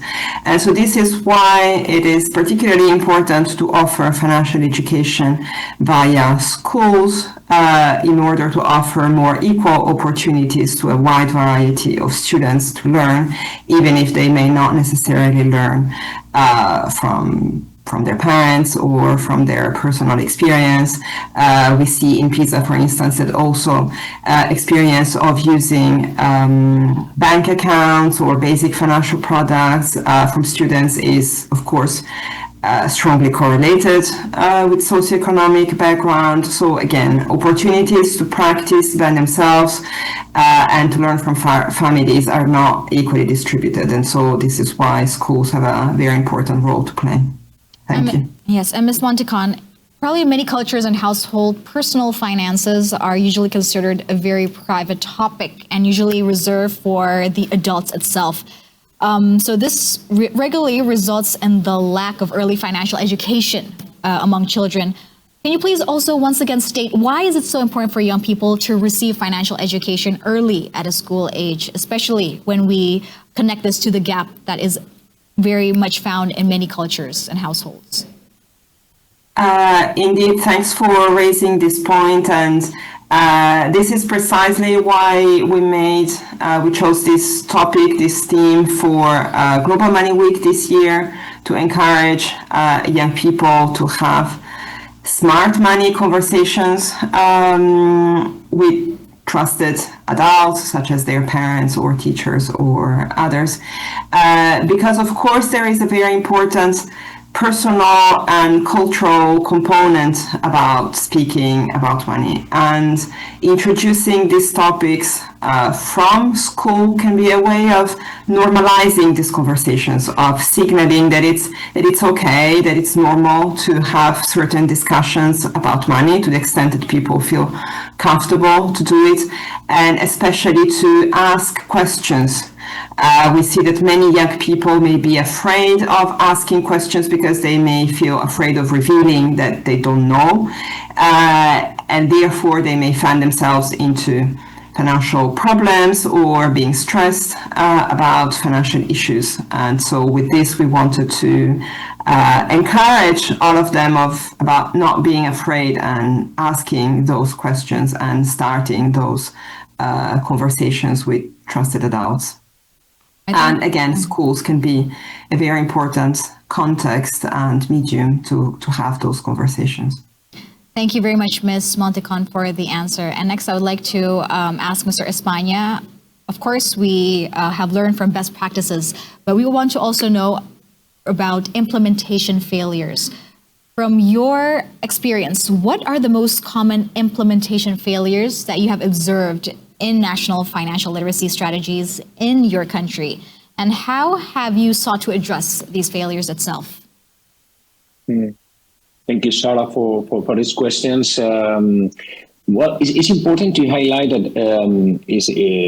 evaluation is precisely focused on identifying these failures. Sometimes it's difficult to get conclusive results on whether something can be called a failure because you have probably positive effects. The question is whether you may have had other option that provides a more positive effect. It's difficult, but there are general trends we are analyzing, and what I would say about what it is not working or what can be considered a failure has to do perhaps with the heterogeneity of initiatives. Nowadays, as far as financial literacy is not adequately incorporated in the school curriculum, in my view, in Spain, there is a movement around public and private stakeholders to provide financial literacy according to different programs, different activities, and this heterogeneity may be a problem because they are not providing a uniform view of financial literacy somehow. On the other hand, most of these initiatives are based on one-off interventions, meaning that, for example, a private stakeholders go to a school to give a seminar of 1 hour, 2 days, for example. And in our view, these one-off interventions are not clearly effective. As I said before, we consider that it's relevant to incorporate financial literacy in a way that is consistent along all the educational life of students, starting very early and maintaining a constant effort during all years, and avoiding the voluntarism that is good, and we are creating a strong concern among institutions in the society about the need to promote financial literacy. But this voluntarism should be substituted by a strong presence of financial literacy into the school curriculum. Probably this is, from my perspective, the most relevant failure I have detected. All right, thank you very much, Mr. España, for your answer explanation. And now for Dr. Chong Yen Ni, from the discussion and of course presentations, we have known that many countries have established national strategies for financial education, and the effectiveness of the frameworks often depends on how well regulatory mandates are translated into coordinated actions and early stage implementation within the education system itself. So, Doctor, how has your country, Malaysia, structured its regulatory mandate for financial education? And exactly what governance mechanisms have proven the most effective in translating national strategy into real change on the ground itself, particularly, Doctor, in promoting financial education from an early age? Thank you, Ms. Sarah. We find that our mandate in our regulatory mandate in Malaysia, basically, we really depend very much on our financial education network, where this is not held by a single ministry, but is organized through a collaborative interagency platform. Therefore, we have a few government agencies such as our central bank, our employees Provident Fund, our credit counseling and debt management agency, where they come in to help the ministry with building a lot of learning materials, training a lot of our teachers, and making things digitalized so that it's easy access by all stakeholders. So we find that the current mandate has really built a strong financial future with a very strong pillars, and it has actually two tiers of governance structure in our FEN, our Financial Education Network, which bridges the gap between our high-level policy and the grassroots implementation.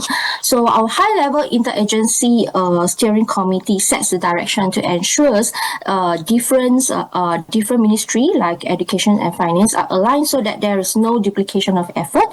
Then we have our working level group responsible for the actual heavy lifting. They coordinate with schools and NGOs to ensure that the action plans for each strategic priority are being met. So next from promoting our financial education from an early year, we find that we do have some hiccups if we make financial literacy a subject. Therefore, it is really a big challenge for the Ministry of Education here, where we have to make sure that financial literacy is being embedded in our curriculum system, and yet we cannot bring it out as a single subject, as it will overload teachers' time, for example, operational in school. Therefore, we emphasize on the cross-curricular approach since 2017, and to make sure that financial education will not be separated from the school environment. Therefore, indeed, we embedded it as a cross-curricular elements in all subjects. But however, there are a few core learning subjects that we really emphasized in. That is mathematics, where students will learn percentages through savings and interest. Then socializing with literacy and literacy and socialization using financial scenarios such as in comprehension and essay writing in Malay and English language. Then of course discussing ethics in spending and debts through moral or Islamic education. So these are the few challenges that our MOE is facing, and for that we have to also emphasize on another action plan, that is to train our teachers. So we have some collaborations project where we tend to have TTT to train more teachers, so that these efforts is not only to help us to make sure that the integration of financial literacy into the school curriculum is made seen and clear, but it's also another effort to increase the teachers' confidence and financial literacy competency, especially when they need to embed financial literacy elements indirectly into their lessons according to their subject topic, which I find sometimes is a challenge to these teachers. So these are all the efforts that we are trying to really make sure that students really get every inch and pieces for our financial education elements throughout their education levels, from the preschool to the secondary level. Thank you. Thank you, Ms. Sarah. Very much, Dr. Chong Yen Ni, for that sharing. And now we will move on to the questions that has been proposed by our participants. So once again, the questions have been submitted through the question and answer submission from the Zoom application, and we will begin with the first question, which has been submitted. The first question is for Ms. Kiara Monticon, and it is from Ms. Pravita Shafitri. The question is, what strategies are most effective to ensure that financial literacy does not remain merely a policy or a subject within the curriculum, but is truly internalized in daily teaching and learning practices, including pedagogy, assessment, and school culture, while also being contextual and relevant to diverse socioeconomic realities, particularly for students in coastal, rural, or undeserved areas with limited access to financial services? Thank you. Ms. Monticon, without further ado. Thank you for this very important question. I think the colleague raised a crucial aspect and a crucial issue, which is how to make sure that the intended curriculum, what is written on paper, then actually translates into practical implementation and then ultimately into what students learn in the end. And I think to do this, a key strategy is to have not only a top-down approach into how the curriculum is defined, but also a bottom-up approach involving the teachers themselves and possibly even the students themselves in suggesting what can be taught, what is important to be taught, and how to do it effectively, to make sure that they really have, especially the teachers, that they really have ownership of the subject and that they feel empowered to teach this, especially as the question was highlighting, to students with different, living in different contexts and perhaps not having access to opportunities to practice those financial decisions themselves directly. Thank you. Thank you, Ms. Monticon. And we will continue with our next question from our participant. And the next question is for Mr. Roberto España. The question is from Ms. Eva Fauzia. The question is, how do you see the opportunities for developing this system in Indonesia? Are there any similarities between Indonesia and Spain in terms of how the system was implemented before, such as the previous curriculum? So even though this will fall into the flexible resource category, what were the biggest challenges in the beginnings during its implementation in Spain, which could be avoided here in Indonesia? Thank you for the question. Well, it's really challenging to tackle this. I am not so conscious of the setup in Indonesia so as to compare, but I would say that as it was mentioned in the introduction by the OJK representative, there is a similar link between the conduct approach and the financial education approach.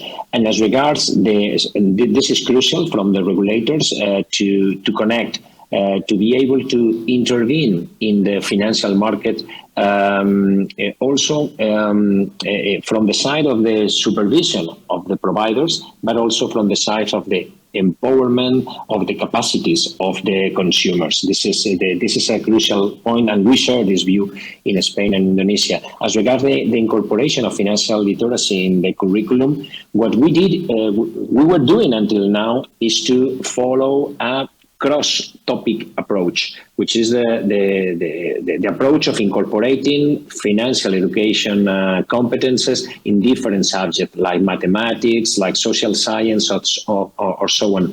We are trying to make a campaign in the coming years to convince the educational authorities on the need to create a specific subject for financial literacy. This is quite challenging, and in this regard, the challenges that was mentioned in the question would be to make an effective engagement with educational authorities. In Spain, we have the circumstance that the education is very much in the hands of the regional governments. So we have to deal with 17 different regional governments.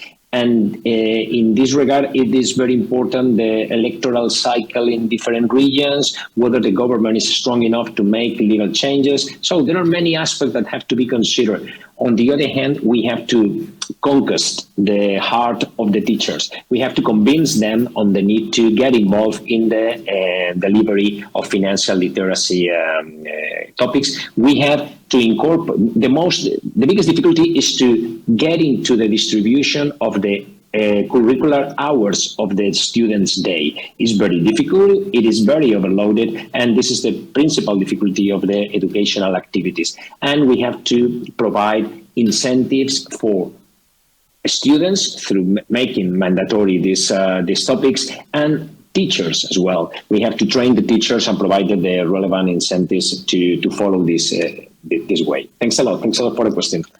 Thank you, Mr. España, for the answer as well. And for the next question is for Dr. Chong Yen Ni, and the question is from Ms. Yesi Nofianti. The question is, how can the education system balance the need for equitable financial literacy for all students at all levels and the professional sustainability of teachers specializing in economics? Dr. Chong Yen Ni? Yes, thank you, Ms. Sarah. Yes. Regarding this question, it is a code question that basically our education system balance out with the needs in the society regarding of our daily activities is from our 6 standards that we have actually developed. If we notice that that 6 standards are actually a life cycle where everyone will need to go through. Example, source of money, source of income, choice, career choice, that is where we make sure that students know that where money comes from and how precious money is. That is one of the first life cycle. And the second one is on how they should take responsibility as now how they spend money, how they keep their money, how they make sure that money is not wasted with unnecessary spending. And then next, we go to how they really manage their money if they have now, with parents giving them pocket money, on how they work on part-times if there is, and gifts in the form of cash. And for now, they learn about digital financing. And then next, when they have extra money, what they do with the money, they save, they invest. And the next one is they learn, they observe on how adults go through with their credit management, such as making loans for their monthly commitment. And lastly, when you have lots of income, and how they observe their parents in managing their wealth, and as well as risk, and also insured for their future. So these are the life cycle that they go through, where we actually take this life experience into the classroom teaching, and these are all kinds of that standard or stages that everyone needs to go through. So what we do now is we leverage the knowledge, financial knowledge in classroom, and we develop financial scenarios so that students have experience in applying their financial knowledge in the scenarios created in either in the classroom lessons or in our core curriculum activities out of their classroom with the application of financial behaviors and attitudes, where these are the intended attitudes and behavior that we hope that it could inculcate in themselves. So this is how we balance up between our curriculum syllabus with a real life scenario in school environment, so that they could practice it later when they are out of school. I hope I answered the question. Thank you. All right, thank you very much, Dr. Chong Yan Ni. And it appears that we have one last question. In the context of curriculum design and teacher sustainability, which model is more appropriate? Is it cross-subject integration or introducing financial literacy through a standalone economics subject? Probably Ms. Monticon can answer this question.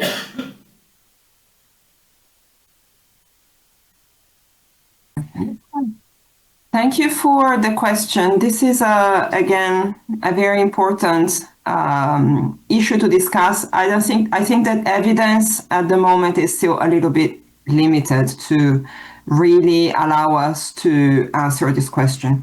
It's clear that from the one hand, having a standalone subject has a great potential to allowing students to go deeper into the topic and also to have, let's say, longer exposure to the topic for more hours.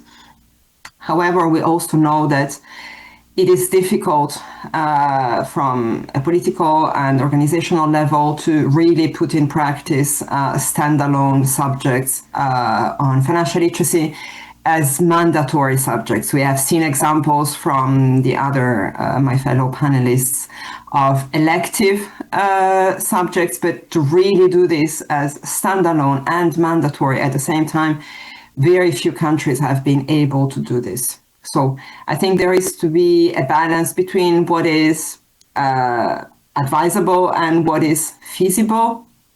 And I think the current level of deployment and implementation of these subjects around the world is still ongoing, and I don't think it really allows us to draw firm conclusions on this point. But this is certainly on our radars and something that we will continue to work on in the future, because this is a very important question. Thank you. Ms. Monticon, finding the balance which is between advisable and visible. And due to the time limitation available, that was the last question that can be proposed. We thank to our panelists, Ms. Chiara Monticon, Mr. Roberto España, and Dr. Chong Yan Ni. Once again, we thank you for your insights and, of course, your sharing on your expertise. And it is a clear as day from today's discussion that there is no one-size-fits-all approach to this, and each country may need to adapt based on its curriculum structure, teacher readiness, and, of course, local context. But nevertheless, regardless of the model, what matters the most is ensuring that financial literacy is introduced at a very early age to our young generation, taught consistently and made relevant to students' everyday lives. Once again, ladies and gentlemen, participants, that is the end for the first panel discussion session of today's OJK International Webinar, Global Money Week 2026, From Policy to Classroom, Global Regulatory Perspectives on Integrating Financial Literacy into School Curriculum. Once again, we would like to express our sincere gratitude to our distinguished speakers for the valuable insights and, of course, to all participants for your active engagement. And we do apologize if there are questions that have not yet been read throughout the session. And this session has been very informative and inspiring for all of us with diverse perspectives on how to integrate financial literacy into school curriculum. Once again, thank you, Ms. Chiara Monticon, Mr. Roberto España, and Ms. Dr. Chong Yan Ni for the wonderful session and informative discussion. Baik, Bapak dan Ibu hadirin yang kami hormati, kita akan segera masuk ke sesi diskusi yang kedua. Dan sesi diskusi yang kedua ini akan mengangkat topik mengedukasi konsumen masa depan, implementasi nasional, dan peran berbagai pemangku kepentingan dalam memajukan literasi keuangan siswa. Sesi ini akan dipandu oleh moderator kita, Ibu Fatma Deve Wulansari, penasehat kurikulum dan pengembang modul Kuama Foundation. Langsung saja kepada Ibu Wulansari kami persilakan.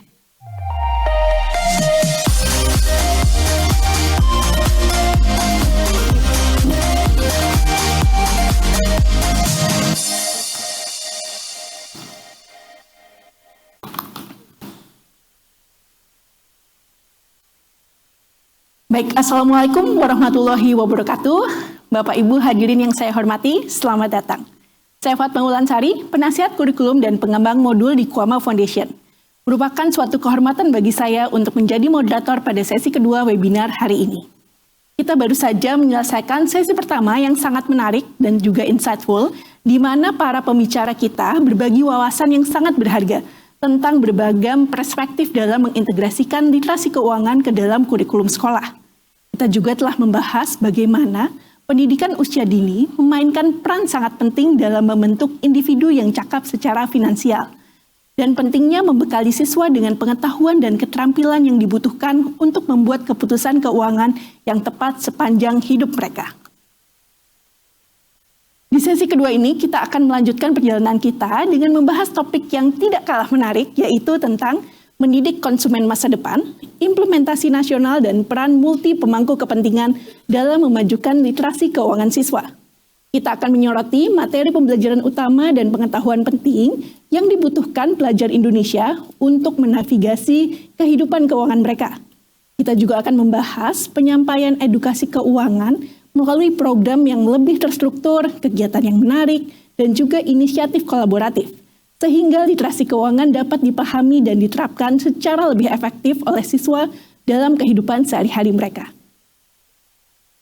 Pada sesi ini telah hadir narasumber-narasumber yang akan berbagi ilmu dan juga sudut pandang mereka mengenai edukasi keuangan. Telah hadir bersama kita di webinar ini Ibu Nina Purnamasari, pengembang kurikulum ahli muda, Pusat Kurikulum dan Pembelajaran Kementerian Pendidikan Dasar dan Menengah Indonesia. Selamat sore Bu Nina. Selamat sore Bu Wulan, Bapak Ibu semua. Terima kasih. Oke, kita juga sudah kehadiran Ibu Hera F. Herin, Eksekutif Vice President Bank Sentral Asia Indonesia. Selamat sore juga Bu Hera. Selamat sore Bu Fatma, Bapak Ibu, para panelis dan Bapak Ibu. Saya lihat juga ramai sekali ya, 2.700 peserta. Terima kasih, selamat sore Ibu Fatma. Terima kasih Bu Hera. Iya, ini full banget ya, tadi 3.000 peserta, bahkan tadi mau coba masuk aja ada yang nggak bisa gitu ya. Oke, terima kasih. Dan juga tentu saja Bapak Andi Muhammad Yusuf, Direktur Departemen Literasi dan Inklusi Keuangan, Otoritas Jasa Keuangan Indonesia. Pak Yusuf, selamat sore. Sore, Bu Ulan, Bu Nina, dan Ibu Hera. Oke, tentu saja tanpa berlama-lama lagi, mari kita mulai sesi kedua di webinar internasional OJK dalam rangka Global Money Week 2026, mendidik konsumen masa depan, implementasi nasional dan peran multi pemangku kepentingan dalam memajukan literasi keuangan siswa. Nah, Bapak Ibu hadirin, mari kita sambut narasumber pertama kita, Ibu Nina Purnamasari. Saya akan membacakan sedikit profil beliau sebelum beliau menyampaikan paparan. Nah, Ibu Nina adalah pengembang kurikulum ahli muda di Pusat Kurikulum dan Pembelajaran Kementerian Pendidikan Dasar dan Menengah Indonesia. Beliau memiliki pengalaman luas dalam pengembangan kurikulum dan juga berkontribusi dalam pengembangan kebijakan dan pedoman nasional, termasuk kompetensi literasi keuangan dalam kurikulum Merdeka. Saat panduan pendidikan literasi finansial diterbitkan, juga OJK dan juga Kementerian Pendidikan bekerja sama gitu ya untuk menerbitkannya pada tahun 2024 tersebut. Dan selama beberapa tahun kebelakang, Bu Nina juga telah mempublikasi sejumlah jurnal ilmiah dan buku yang membahas tentang edukasi secara umum. Senang sekali bisa menyambut Bu Nina pada sesi hari ini. Mari kita langsung saja, silahkan Bu Nina untuk pemaparannya. Baik, terima kasih Bu Wulan.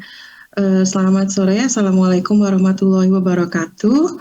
Bapak Ibu semua, untuk paparannya apakah dibantu atau saya share sendiri? Oke, baik, terima kasih. Bapak Ibu, izinkan saya Nina Purnamasari dari Pusat Kurikulum dan Pembelajaran akan berbagi terkait dengan implementasi literasi finansial melalui pembelajaran mendalam. Next.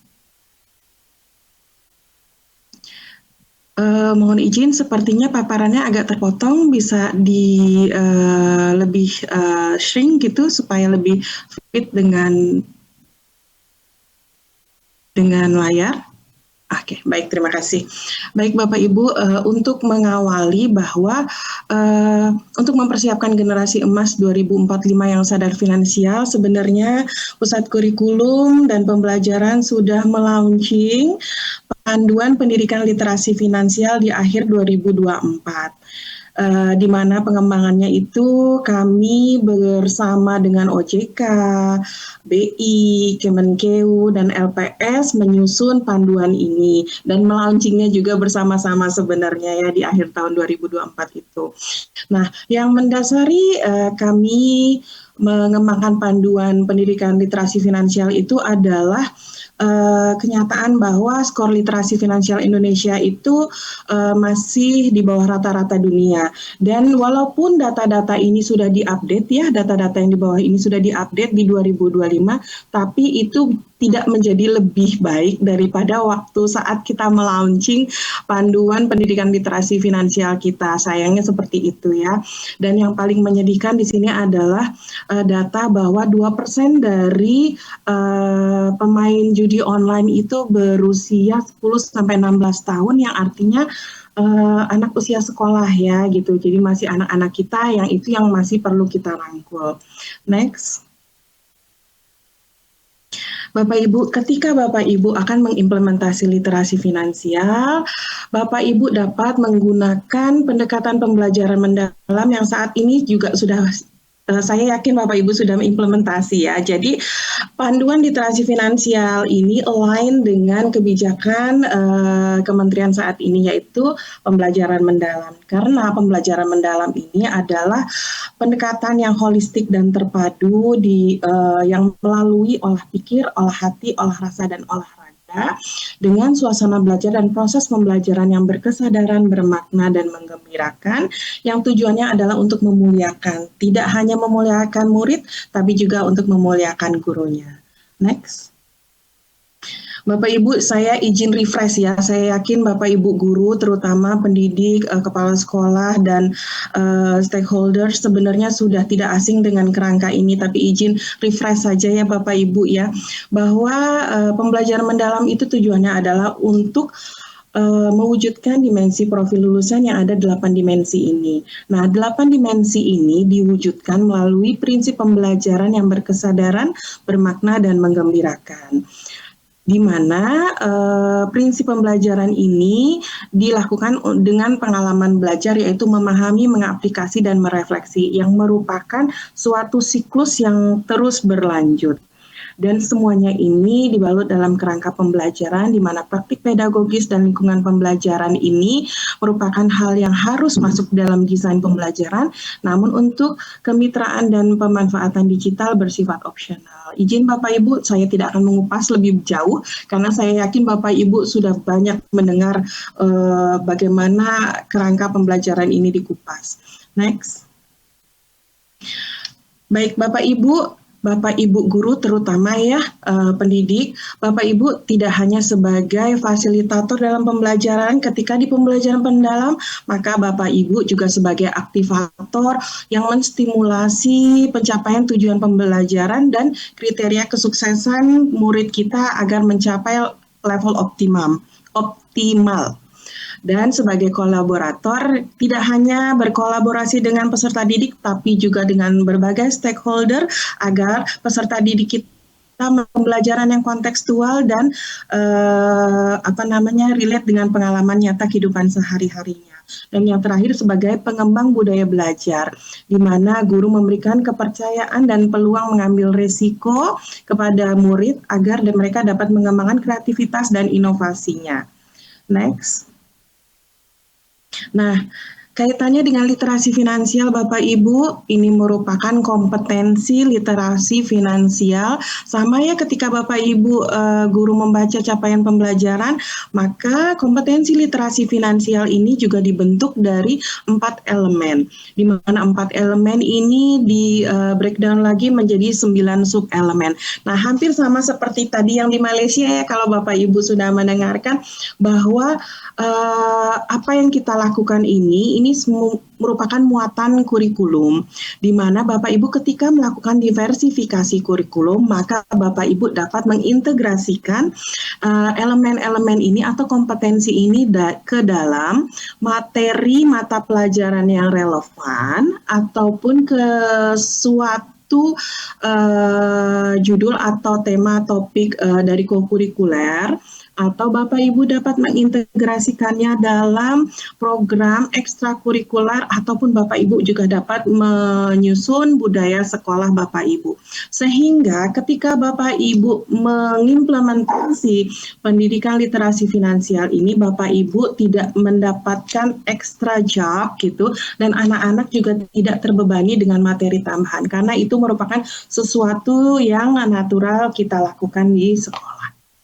Bapak Ibu, di sini elemen pertama adalah memperoleh penghasilan, di mana bukan berarti kita mengajarkan anak-anak itu untuk mencari uang sekarang gitu ya, tidak, tapi bagaimana mereka mengenali minat bakat mereka yang dapat mereka eksplor untuk mereka memperoleh penghasilan secara realistis dan memadai. Di sini kita juga memberikan pemahaman bahwa setiap penghasilan yang mereka miliki itu ada hak orang lain, yang artinya ketika sebagai warga negara maka di situ ada pajak yang harus dibayar. Ketika ia sebagai umat beragama misalnya muslim maka mereka harus membayar zakat.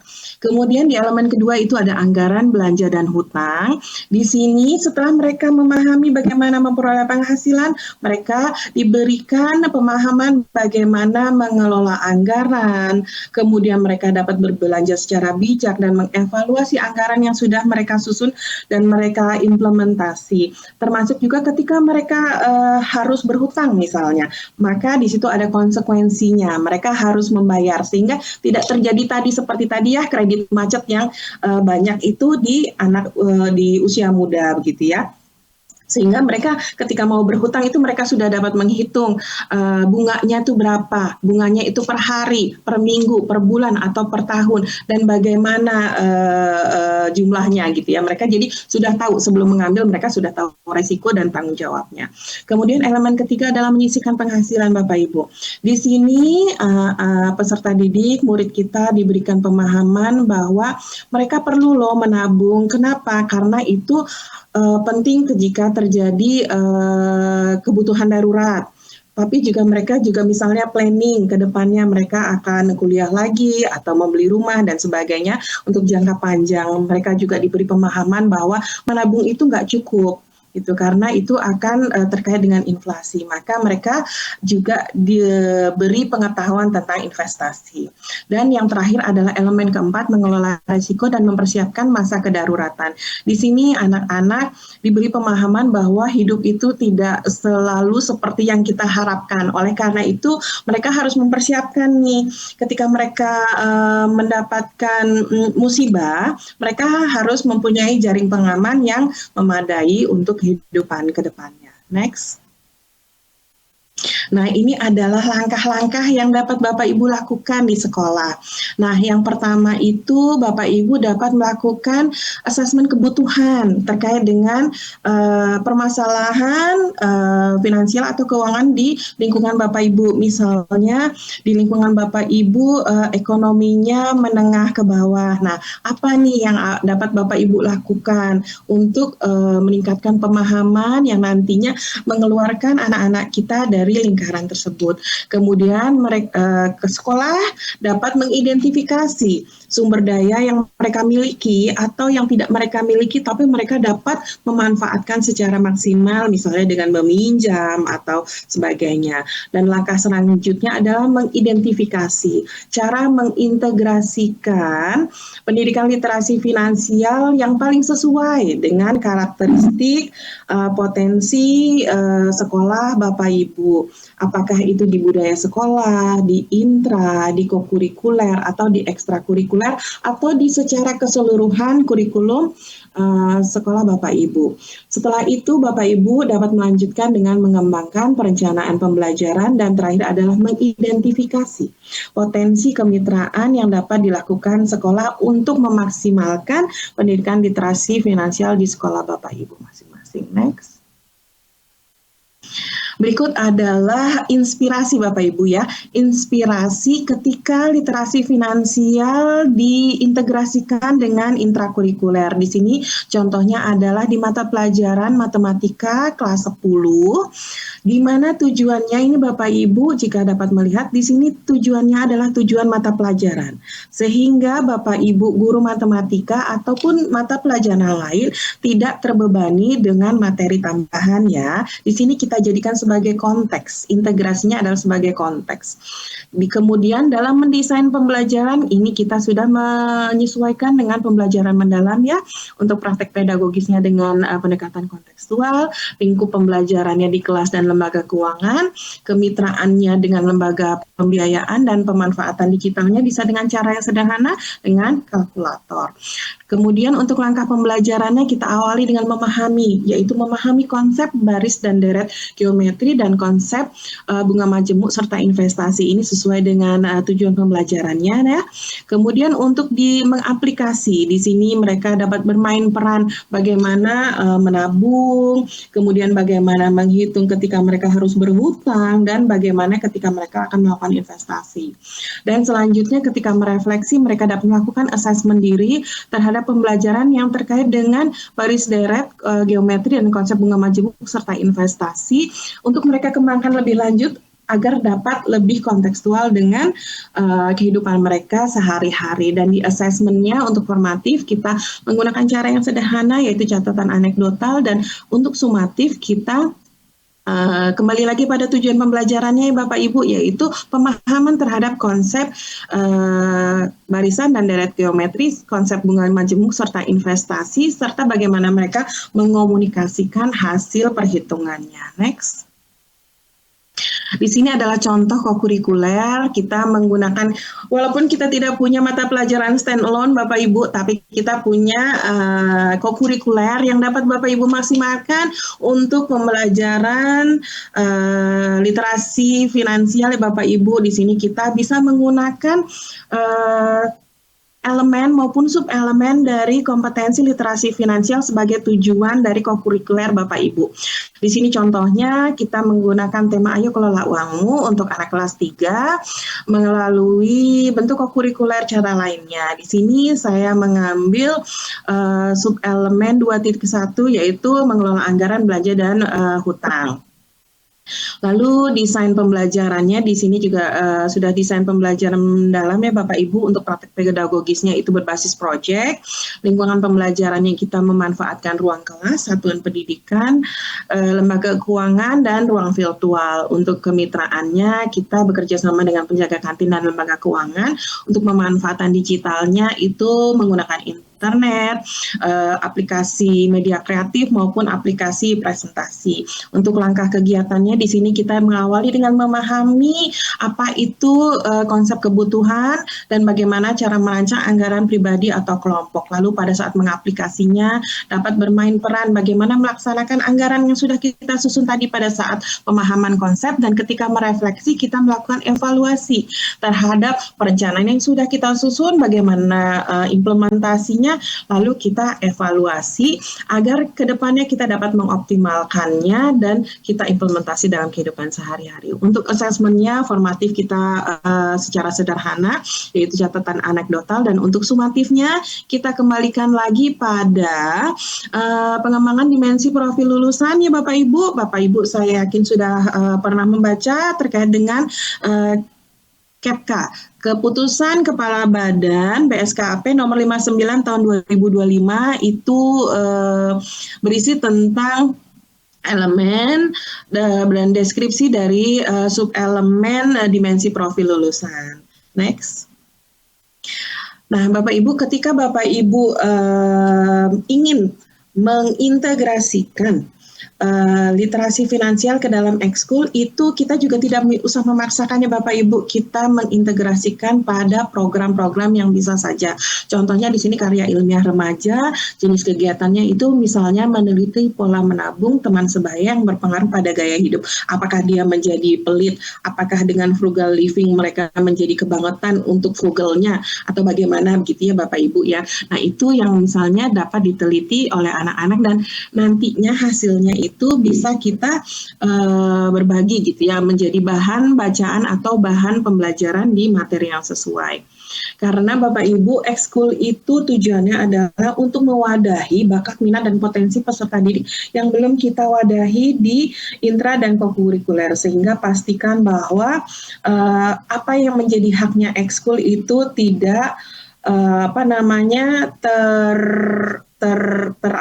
terjajah oleh apa yang sudah kita pelajari di intra maupun di kokurikuler.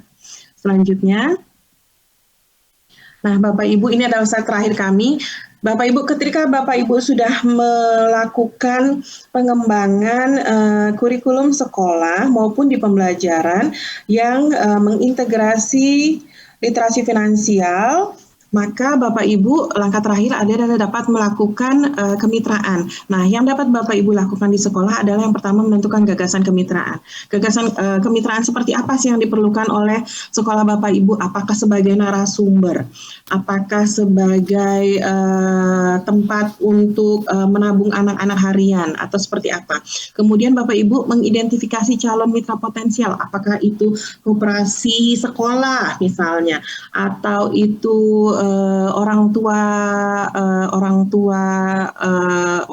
tua murid, ataukah lembaga misalnya OJK atau perbankan begitu ya. Nanti Bapak Ibu yang menentukan. Selanjutnya merumuskan tujuan dan peran mitra. Mereka akan berperan apa nih di dalam pembelajaran kita untuk mengembangkan kompetensi literasi finansial. Di situ harus jelas. Kemudian membangun kesepakatannya bersama dengan mitra. Kemudian merumuskan rencana kerja. Mereka akan membantu kita sepanjang satu semester, hanya ketika dibutuhkan, insidental, atau sepanjang tahun. Nah, itu di situ kita yang menentukan. Kemudian melakukan pemantauan dan evaluasi, dan terakhir adalah melaksanakan kerjasama. Bapak Ibu, ketika Bapak Ibu melakukan kemitraan, yang perlu Bapak Ibu perhatikan adalah di sini mitra harus memiliki tujuan yang jelas, fokusnya pada edukasi dan mengedepankan informasi yang objektif dan edukatif. Yang tidak boleh dilakukan mitra adalah memasarkan produk dan atau jasa dan menyampaikan informasi yang tidak dapat dikonfirmasi kebenarannya. Next. Nah, sudah selesai Bapak Ibu paparan dari saya. Semoga sebenarnya banyak yang ingin kami sampaikan karena buku panduan pendidikan literasi finansial itu sebenarnya sudah banyak yang kita kembangkan gitu ya. Namun mungkin sosialisasinya yang kurang sehingga Bapak Ibu belum mendapatkan gambaran yang utuh tentang pendidikan literasi finansial. Nah, ketika Bapak Ibu ingin membaca lebih jelas, Bapak Ibu dapat mengunduhnya di website kami di kurikulum.kemendikdasmen.go.id.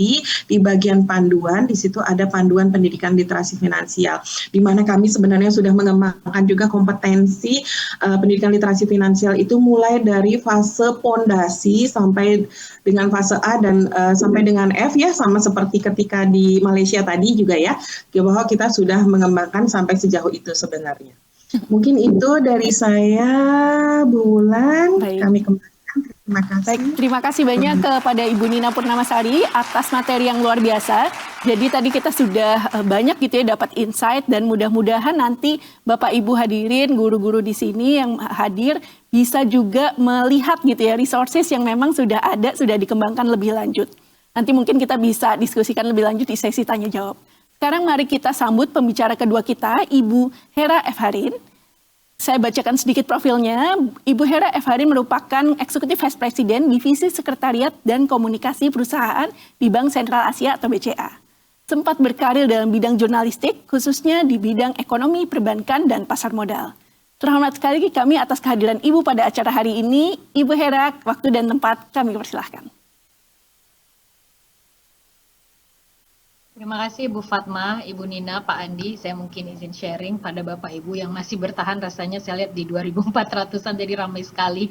Saya juga sangat merasa terhormat dan kemudian juga merasa kesempatannya sangat luar biasa ya. Saya mewakili keluarga besar BCA bisa sharing dan mendapatkan informasi yang banyak tadi, bagaimana eksperimen ataupun juga evidence yang dilakukan ada di Spanyol, kemudian Malaysia dan lain sebagainya. Mungkin saya mulai saja Bapak Ibu sekalian untuk materi yang ingin saya sampaikan. hampir dominan itu adalah apa yang sudah BCA lakukan. Tentu dalam konteks ini saya terima kasih kepada Pak Andi dan keluarga besar OJK yang senantiasa support kita. Kami selalu percaya bahwa mungkin karena kami adalah juga praktisi di industri keuangan dan perbankan gitu, sehingga kami merasa bahwa literasi ini harusnya menjadi aksi gitu. Jadi apa yang didengar, disampaikan dalam kelas-kelas ataupun dalam experience yang kami hadirkan itu bisa menjadi aksi dan menjadi salah satu acuan teman-teman muda khususnya untuk bisa menjadi individu yang confidence dalam setiap keputusan ekonomi yang mereka lakukan. Ke slide selanjutnya. Sebenarnya data ini tadi sudah disampaikan juga rasanya beberapa kali tadi Pak Didi juga menyampaikan, kemudian sebelumnya juga saya rasa beberapa juga tadi Ibu Nina juga menyampaikan hal ini, bahwa memang literasi keuangan di Indonesia juga mengalami peningkatan yang sangat baik, meskipun indeks inklusi keuangannya sempat mengalami penurunan, tapi sekarang saya pikir gapnya sudah semakin tipis antara literasi dan juga inklusi keuangan. Jadi mereka pakai produk, tapi mereka juga sekarang sudah lebih memahami apa konsekuensi, risiko, dan tujuan mereka menggunakan produk-produk keuangan tersebut. Gitu. Nah, kalau kita lihat literasi keuangannya juga sangat baik. Literasinya kalau kita bandingkan sejak tahun 2013 itu naik 3 kali lipat, kemudian juga inklusi keuangannya juga saya pikir cukup mengalami peningkatan signifikan 80,51 untuk gap, kemudian gap literasinya juga semakin tipis ya kalau kita bandingkan di awal data kami memperoleh data dari OJK ini juga sangat tipis sekarang sekitar 14,05. Memang kalau kita lihat yang menjadi tantangan tadi sudah dibahas adalah Bapak Ibu mungkin Bapak Ibu audiens yang ada di sini yang lekat dengan komunitas ataupun juga kelompok tersebut. Jadi kelompok anak muda rasanya yang menjadi challenge kita hari ini. Dan kemudian kalau kita lihat data literasi, kita bedah lagi data lebih dalam, literasi keuangan menurut kelompok umur usia 15 sampai 17 tahun itu literasi keuangannya adalah yang paling rendah kalau kita bandingkan dengan kelompok-kelompok di usia 18 tahun ke atas sampai usia yang sangat senior gitu. Jadi mungkin dari sejak usia dini tadi Bu Nina juga menyampaikan bagaimana timeline untuk membangun dan bagaimana konsep dalam pembelajaran di sekolah itu juga menjadi satu kesatuan. Saya pikir ini bisa menjawab juga data yang mungkin kita lihat bersama di layar. Dan kalau kita lihat menurut pekerjaan untuk teman-teman pelajaran mahasiswa, literasi keuangannya itu sangat rendah, hanya 1 dan bahkan dia itu lebih hanya 1 di atas teman-teman saudara kita yang tidak bekerja gitu. Bahkan ibu rumah tangga punya literasi keuangan yang lebih baik gitu dibandingkan pelajar. Kemudian kita lihat juga dibandingkan dengan beberapa kelompok lainnya. Pensiunan juga sangat tinggi literasi keuangannya. Mungkin ini sebagai sinyal baik sebenarnya ya. Bapak Ibu di pensiunan juga sudah mulai memahami bagaimana mengalokasikan dana yang mereka miliki pasca bekerja atau masa bekerja selesai. Tapi saya pikir pelajaran mahasiswa memiliki sebuah potensi ataupun juga kelompok yang bisa kita sasar. Ke slide selanjutnya masuk ke BCA, mungkin sampai saat ini Bapak Ibu kita sudah bekerja sama tentu dengan OJK dan kami menggunakan teman-teman di cabang yang ada di seluruh Indonesia.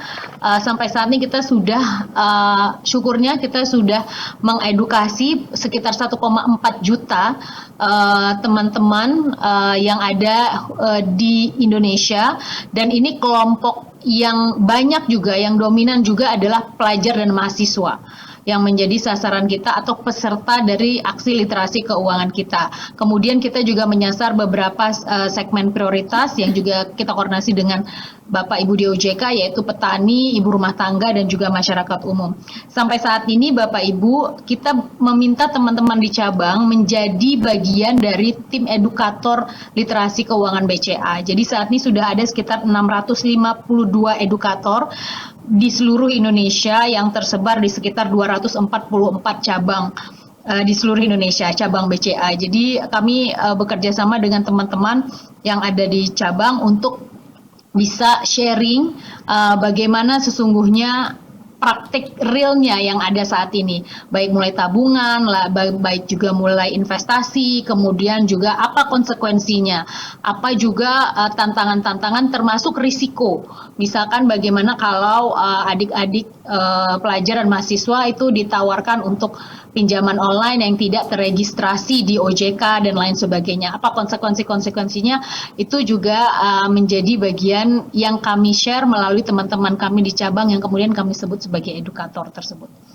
Kita ke slide selanjutnya untuk melihat bahwa kami melakukan survei Pak Andi, Bu Nina, dan Bapak Ibu sekalian untuk melihat bagaimana tendensi para peserta yang mengikuti literasi keuangan yang dilakukan oleh BCA sepanjang mungkin sejak beberapa tahun lalu.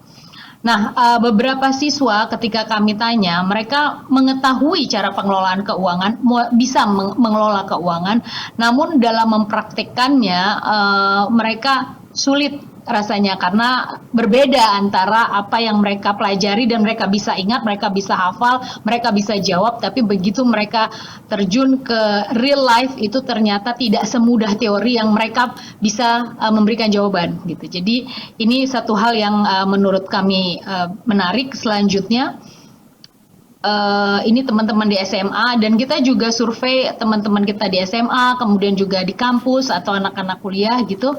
Nah, dari survei yang kami lakukan, di mana edukator itu bersinggungan langsung dengan peserta yang mengikuti kelas literasi kami, ada yang disebut dengan FOMO, mungkin Bapak Ibu tahu ya, fear of missing out gitu. Jadi kalau mungkin untuk segmen atau kelompok senior, uang itu dipandang sebagai kebutuhan. Tapi untuk anak muda, ternyata ini dianggap sebagai alat untuk mendapatkan pengakuan. Mungkin secara psikologis itu menjadi wajar, karena di usia ini mereka sedang mencari jati diri dan butuh sebuah validasi gitu. Dan uang menjadi salah satu tools yang menurut mereka menjadi hal yang penting. Untuk itu, hasil dari survei itu, maka 85% edukator kami merasa bahwa lingkungan sosial itu menjadi salah satu challenge juga gitu untuk kita bisa menetapkan mindset bagaimana mengelola keuangan sesungguhnya. Apakah ini hanya untuk kebutuhan atau pengakuan? Karena pengakuan itu lebih kepada keinginan gitu. Apa yang kita inginkan kadang-kadang belum tentu kita butuhkan, tapi dengan keinginan yang terpenuhi itu mereka anak muda ini merasa punya pengakuan gitu dari lingkungan sosial masyarakatnya. Jadi mungkin ini lebih kompleks sebenarnya dan mungkin butuhkan sebuah pendalaman kajian lagi seperti apa kita bisa menemukan apa sih sebenarnya yang sebaiknya bisa kita approach kepada kelompok anak-anak muda ini. Ke slide selanjutnya. Nah, terkait self reward itu mirip seperti yang tadi sebelumnya saya sampaikan. Ingin dan butuh ini mereka merasa masih merger gitu. Jadi kayak ngerasa mereka tuh belum hal yang terpisah, padahal sebenarnya membangun membangun mindset bahwa kebutuhan itu adalah yang utama diwakilkan oleh uang itu sendiri tuh belum rasanya bisa diterima sepenuhnya oleh teman-teman muda gitu. Jadi ini semacam self reward buat mereka gitu. Jadi kalau mereka sering mungkin kita dengar ya, kalau uangnya dipakai untuk itu kan nggak terlalu butuh. Ini self reward lah gitu untuk saya gitu. Jadi ada sebuah kepuasan yang mereka bisa dapatkan. Ke slide selanjutnya.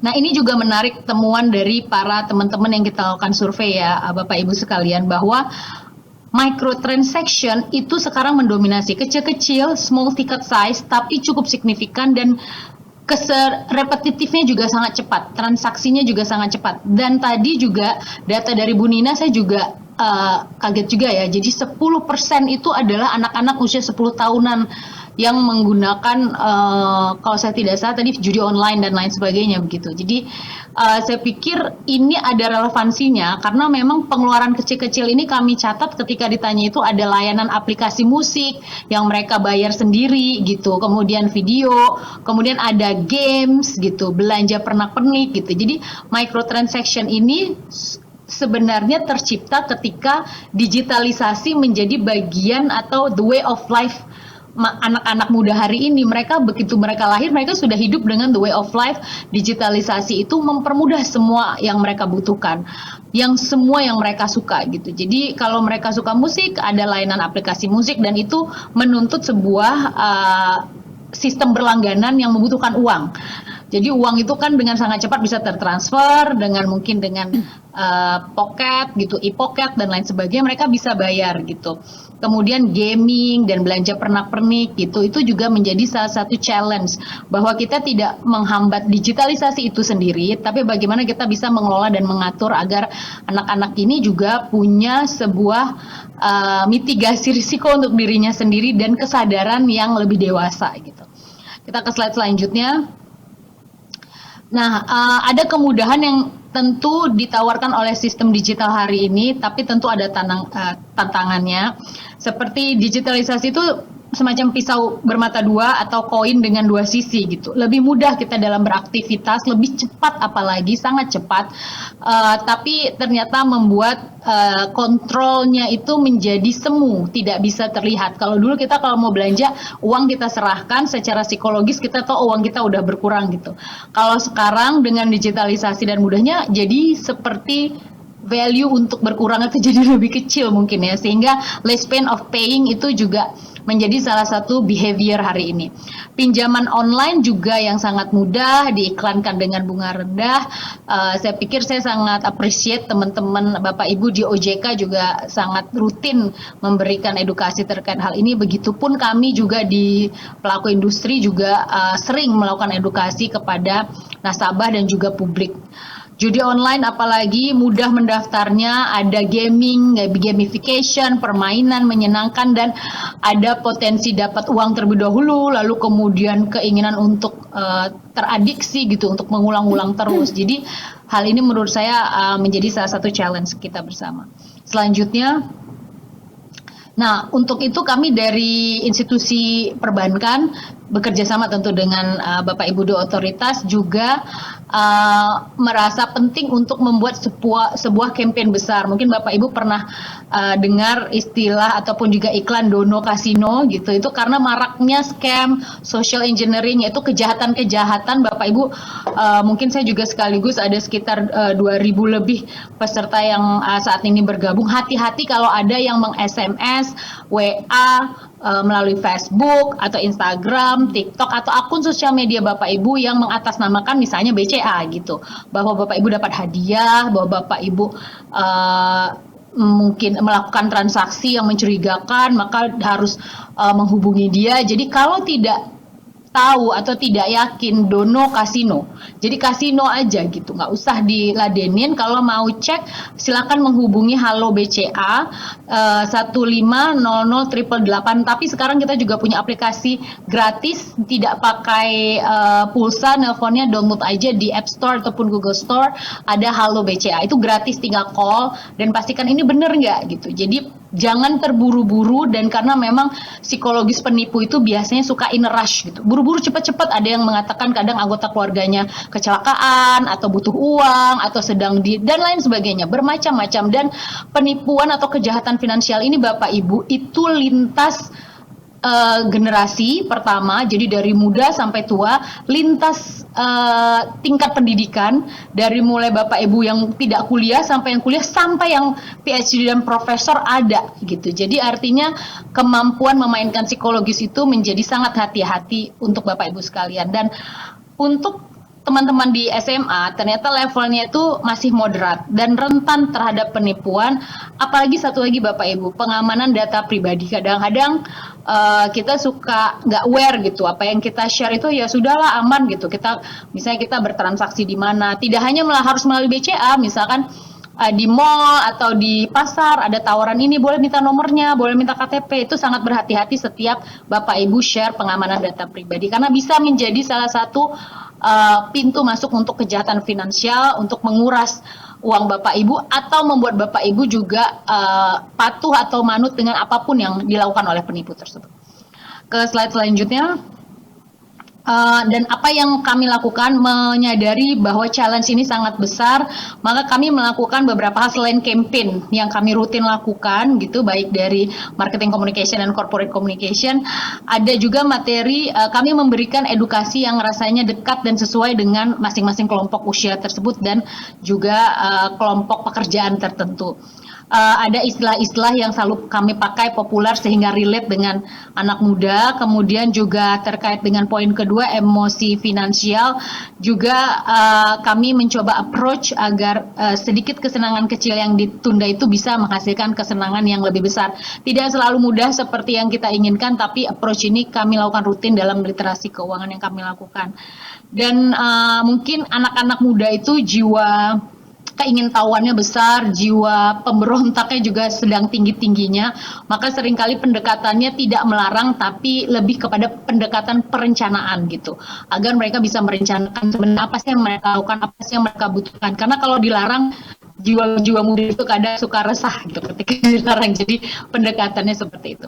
Ke slide selanjutnya. Nah, kami juga tadi saya baru menyinggung bahwa kami juga ada layanan kepada seluruh nasabah kami 24 jam sehari, 7 hari seminggu, jadi tidak pernah tidur selama 24 jam ketika ada kasus-kasus seperti fraud, scamming, dan phishing. Jadi kalau Bapak Ibu mencurigai satu dan lain hal yang menghubungi Bapak Ibu, segera hubungi kami di Halo BCA. Ada aplikasi Halo BCA juga, jadi nggak perlu dengan membayar pulsa untuk menghubungi kami. Saya rasa itu. Ada slide selanjutnya mungkin. Oh ya, saya ini sedikit juga Bapak Ibu sekalian, kami juga punya beberapa produk unggulan untuk anak-anak muda. Mungkin Bapak Ibu yang menjadi audiens hari ini ada anaknya atau anak didiknya, atau yang bergabung adalah teman-teman siswa ataupun mahasiswa-mahasiswi.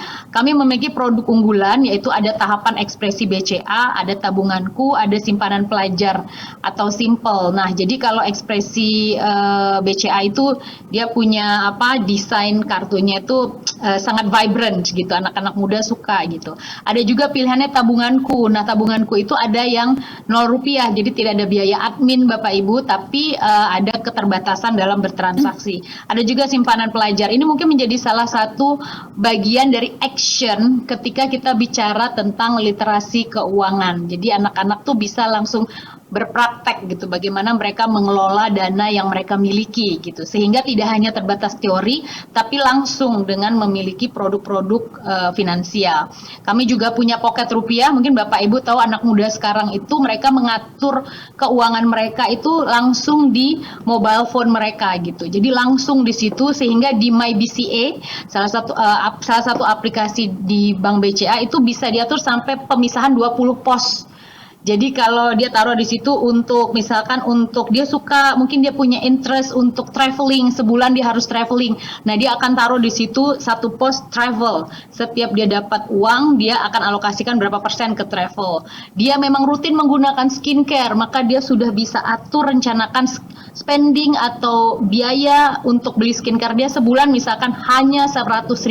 Dia masukkan di pos skincare. Jadi sangat rigid, dan kita juga memberikan analisis sederhana untuk biaya masuk dan keluar di tabungan teman-teman sekalian. Yang muda-muda biasanya sangat kepake ini gitu nasabah kami. Jadi saya rasa itu yang kami bisa lakukan, baik itu dari literasi keuangan yang kami lakukan di sekitar sekarang itu kami punya sekitar hampir 13.000 cabang di seluruh Indonesia, dan kami saat ini memiliki 652 edukator yang merupakan karyawan BCA juga, dan ada tersebar di 244 cabang dari Sumatera sampai dengan Papua.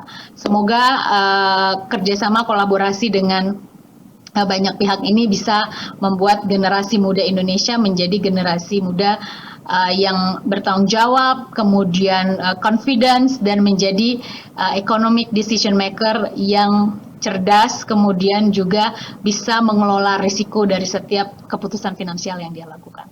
Terima kasih, itu saja mungkin dari saya kembalikan kepada Ibu Fatma. Oke, baik, terima kasih sekali Bu Hera, tadi sangat menarik ya, jadi kita makin tahu, makin paham bahwa penting sekali nih untuk memberikan pembelajaran literasi keuangan kepada siswa sejak dini. Karena ya tadi itu ya, mereka sudah terpapar dengan digitalisasi sejak awal, kemudian juga dengan fenomena FOMO, self-reward, kemudian microtransaction yang tidak terasa, jadi semakin mudah untuk kesasar nih kalau tidak diarahkan dengan baik. Begitu. Baik, terima kasih sekali lagi. Kemudian selanjutnya, last but not least, mari kita sambut pembicara ketiga kita, Bapak Andi Muhammad Yusuf. Sebelum paparan, saya akan membacakan sedikit profil beliau.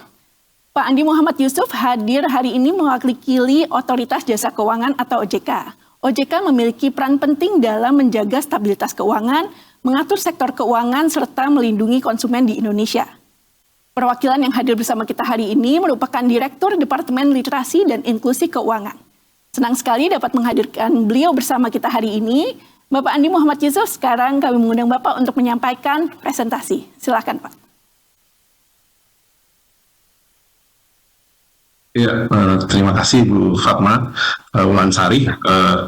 Yang kami hormati juga di sini hadir Ibu Nina tadi bersama dengan Ibu Hera dari BCA. Dari paparan kedua narasumber sebelumnya kami ucapkan terima kasih, apresiasi Bu Nina dari Kemendik ya, dasar dan menengah, inisiasi kerjasama kolaborasi kita selama ini ya, sejak pada saat itu kita menyusun panduan ya, kurikulum, dan rasanya ini ke depan kita akan teruskan kolaborasi ini hingga bisa terintegrasi secara maksimal di level seluruh satuan pendidikan, khususnya di daerah-daerah ya. Dan juga terima kasih Bu Hera ya, tadi sudah banyak menyampaikan seperti apa aksi-aksi yang sudah yang dijalankan, dan saya kira ini penting sekali bagaimana industri keuangan memiliki responsibility ya, tanggung jawab yang baik untuk tidak hanya menjual produk ya Bu ya, tapi juga bagaimana bisa memastikan konsumennya itu paham ya terhadap produknya, termasuk terlindungi dan bisa tidak dirugikan lah gitu. Nah, karena konteks stability sistem keuangan juga kaitannya dengan trust ya, kepercayaan, termasuk juga hal-hal yang kaitannya dengan bagaimana mitigasi risiko ya dalam konteks perlindungan konsumen ini ya. Nah, pada kesempatan ini dalam saya Andi Yusuf ya dari Otoritas Jasa Keuangan dari Departemen Literasi dan Inklusi Keuangan, pada kesempatan ini ingin share ya perspektif kami dari Otoritas Jasa Keuangan terkait dengan bagaimana pentingnya literasi keuangan bagi pelajar dan mahasiswa menyongsong Indonesia Emas tahun 2045 ini ya. Mungkin next slide ya. Nah, sebenarnya ini sudah tadi sekilas juga sudah disampaikan oleh beberapa narasumber bahwa kita bicara saat ini bahwa literasi keuangan itu sebenarnya bukan hanya soal pengetahuan ya, tapi bagaimana kita seseorang itu bisa paham, mengambil keputusan dalam mengelola keuangannya gitu. Dan sementara inklusi keuangan itu lebih kepada akses, apakah masyarakat itu sudah bisa gunakan layanan keuangannya sesuai kebutuhannya, termasuk kemampuannya nih, agar bisa memboost kesejahteraannya. Nah, kalau kita lihat di hasil survei kami bersama BPS, Survei Nasional Literasi Inklusi Keuangan yang terkini tahun 2025 yang lalu, tingkat literasi memang masih di level 66% dan inklusi di level 80%.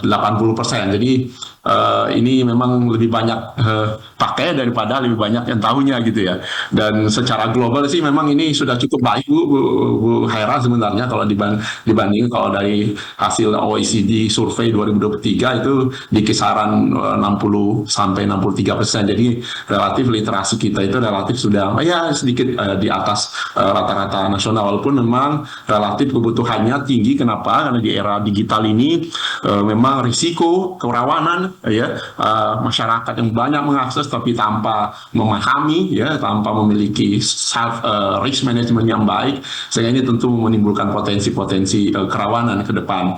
Dan kalau kita lihat juga ada kelompok usia 15-17 pelajar mahasiswa, tingkat risikonya memang masih perlu ditingkatkan. Jadi ini kalau kondisi yang ada yang memang banyak sudah akses tapi belum sepenuhnya paham secara cara menggunakannya ya. Jadi ini saya kira yang jadi penting, gimana generasi muda ini bisa paham dan juga bisa memiliki risk management yang baik, sehingga menjadi kunci menuju tadi Indonesia emas tahun 2024, tahun 2045 ya. Next slide. Nah ini karakteristik pelajar mahasiswa ya. Gen Z saat ini kita tahu secara populasi memang dominan sesuai hasil survei BPS. Nah, bagaimana menjawab tantangan tadi bagaimana meningkatkan literasi keuangan? Kita perlu memahami dulu apa yang sedang kita dorong saat ini, bahwa memang Gen Z ini menjadi sebuah profil generasi yang dominan saat ini, sehingga saat ini kondisinya Gen Z ini tumbuh di lingkungan yang sangat digital ya. Informasinya cepat, akses mudah diperoleh, dan banyak dipengaruhi lingkungan sekitar, termasuk yang tadi Ibu sampaikan ya, ada FOMO, ada YOLO, termasuk influencer ini. Nah, di balik ini semua memang perlu menjadi perhatian kita beberapa hal ya, bahwa kita melihat cukup tingginya paparan penipuan keuangan di media sosial, data-data yang ada, kemudian fenomena doom scrolling yang memicu kecemasan ya. Memang ya saat ini di era digital ya, banyak scrolling ya, di YouTube, di IG dan sebagainya. Dan ini juga penggunaan layanan khususnya buy now pay later ini yang cukup melonjak realisasinya, penggunaannya, dan seiring dipakai sebagai solusi jangka pendek untuk pembiayaan khususnya di konsumtif. Nah, tadi bahwa perilaku tadi istilah YOLO, termasuk juga FOMO, termasuk FOPO ya, ini kan mendorong keputusan anak-anak muda kita ini lebih impulsif ya, mengikuti tren, termasuk juga sangat dipengaruhi mungkin persepsi orang lain gitu. Nah, belum lagi kekhawatiran oversharing di media sosial. Nah, ini tanpa disadari ini bisa memberikan risiko terhadap pencurian data, termasuk penipuan lah gitu. Jadi kita berharap sebenarnya masyarakat tidak hanya bukan hanya kurang tahu kondisinya, bukan hanya kurang pengetahuan, tapi bagaimana perilakunya, termasuk lingkungan yang mempengaruhi cara generasi muda ini mengambil keputusan, ini bisa kita address gitu ya. Dan karena itu menjadi penting untuk bagaimana membangun kemampuan untuk mengelola keuangan secara dini. Untuk di next slide kami coba sampaikan lebih detail ya. Kalau kita lihat generasi muda tadi, memang sebenarnya jadi jelas sebenarnya kebutuhannya bukan hanya akses, tapi kemampuan merencanakan keuangan secara dini. Karena memang realitanya memang kita tahu ya, bahwa kita nggak pernah tahu apa yang akan terjadi ke depan ya Bapak Ibu. Sementara kebutuhan terus bertambah, sumber daya juga terus berkurang. Dalam kondisi ini kemampuan mengelola merencanakan keuangan menjadi sangat penting, terutama ini bagi adik-adik, bagi pelajar, mahasiswa, sebagai bekal untuk menghadapi tekanan ke depan ya, termasuk saat ini ada quarter life crisis istilahnya ya. Nah, ini juga sejalan yang disampaikan oleh Seuss Orman, ini ada financial advisor, just because you can afford it doesn't mean you should buy it. Jadi artinya memang ya bukan soal kita mampu atau tidak, tapi soal bagaimana kita mengambil keputusan itu, insight-nya gitu ya. Jadi bukan karena masalah keuangan itu bukan karena tidak punya uang, tapi karena tidak ada perencanaan ya. Nah, kita masuk ke next slide.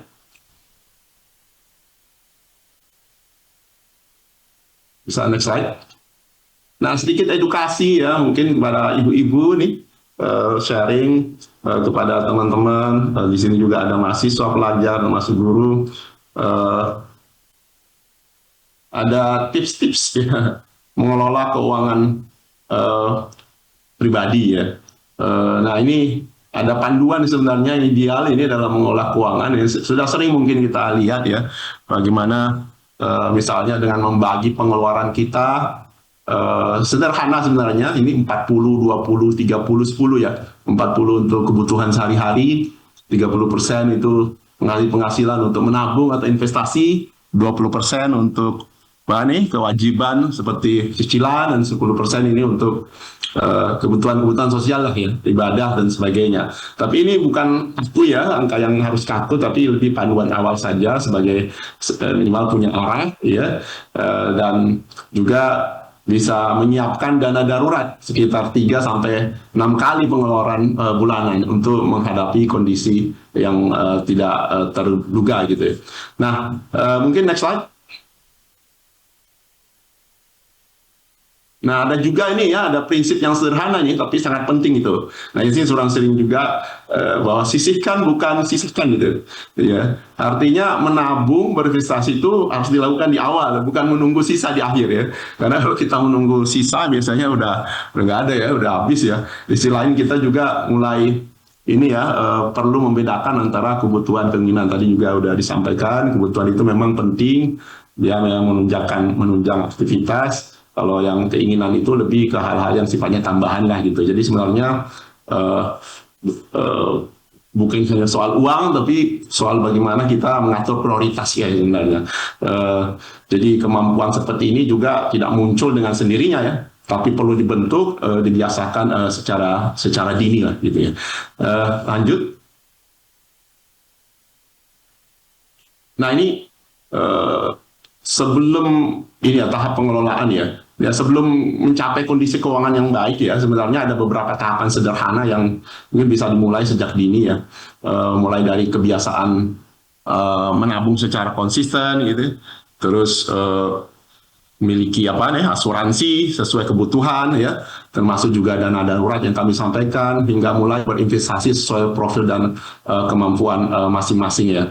Dan dalam prakteknya memang generasi muda juga menggunakan produk keuangan yang sederhana seperti simple, ada si muda gitu, asuransi dasar seperti BPJS gitu, dan mulai belajar investasi instrumen seperti reksadana ya. Tapi memang satu hal yang penting ya di sini dibalik itu semua ini yaitu kemampuan delay gratification. Tadi Ibu Hera juga sudah menyampaikan ya, delay gratification ini sederhana ya, itu kemampuan untuk menunda kesenangan saat ini, dan kita berharap demi manfaat yang lebih besar di masa depan. Dan ini rasanya bukan sekedar teori ya, karena berbagai penelitian menunjukkan bahwa ya orang yang bisa mendelay ya kepuasannya cenderung lebih berhasil dalam hidup ya, termasuk khususnya dalam mengelola keuangan ya.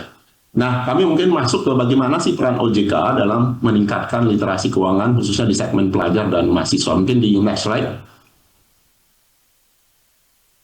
Ya, nah ini kami dalam mendorong literasi pada segmen pelajar dan mahasiswa ya. OJK tentu pendekatannya kolaboratif berkelanjutan. Kita ada program gencarkan ya, ini di bawah dorongan ke lembaga jasa keuangan PUJK ya, pelaku usaha jasa keuangan di Indonesia. Ini sebagai payung besar kampanye kita. Inisiatif utamanya ini melibatkan seluruh pemangku kepentingan dengan mendorong literasi keuangan, inklusi keuangan juga secara masif dan merata di seluruh Indonesia ya. Kita tahu bahwa jaringan kantor lembaga jasa keuangan cukup besar, cukup banyak di seluruh Indonesia. Tidak hanya kantor pusat, tapi juga ada kantor wilayah, kantor cabang, kantor cabang, kas, dan sebagainya. Nah, bagaimana kehadiran lembaga jasa keuangan dengan jaringan kantornya di tadi itu hingga ke level desa, kecamatan, itu bisa memiliki responsibility terhadap sekitarnya untuk melakukan edukasi, literasi keuangannya. Nah, ini program yang kita harapkan saat ini sudah berjalan dengan cukup masif ya, dan rasanya sudah seluruh kabupaten sudah diedukasi ya, termasuk yang nanti kita akan coba dorong pelaksanaannya lebih masif, dan kita juga mendorong ya kampanye ini rasanya memang belum cukup ya, kita coba lakukan penguatan melalui duta literasi keuangan ya.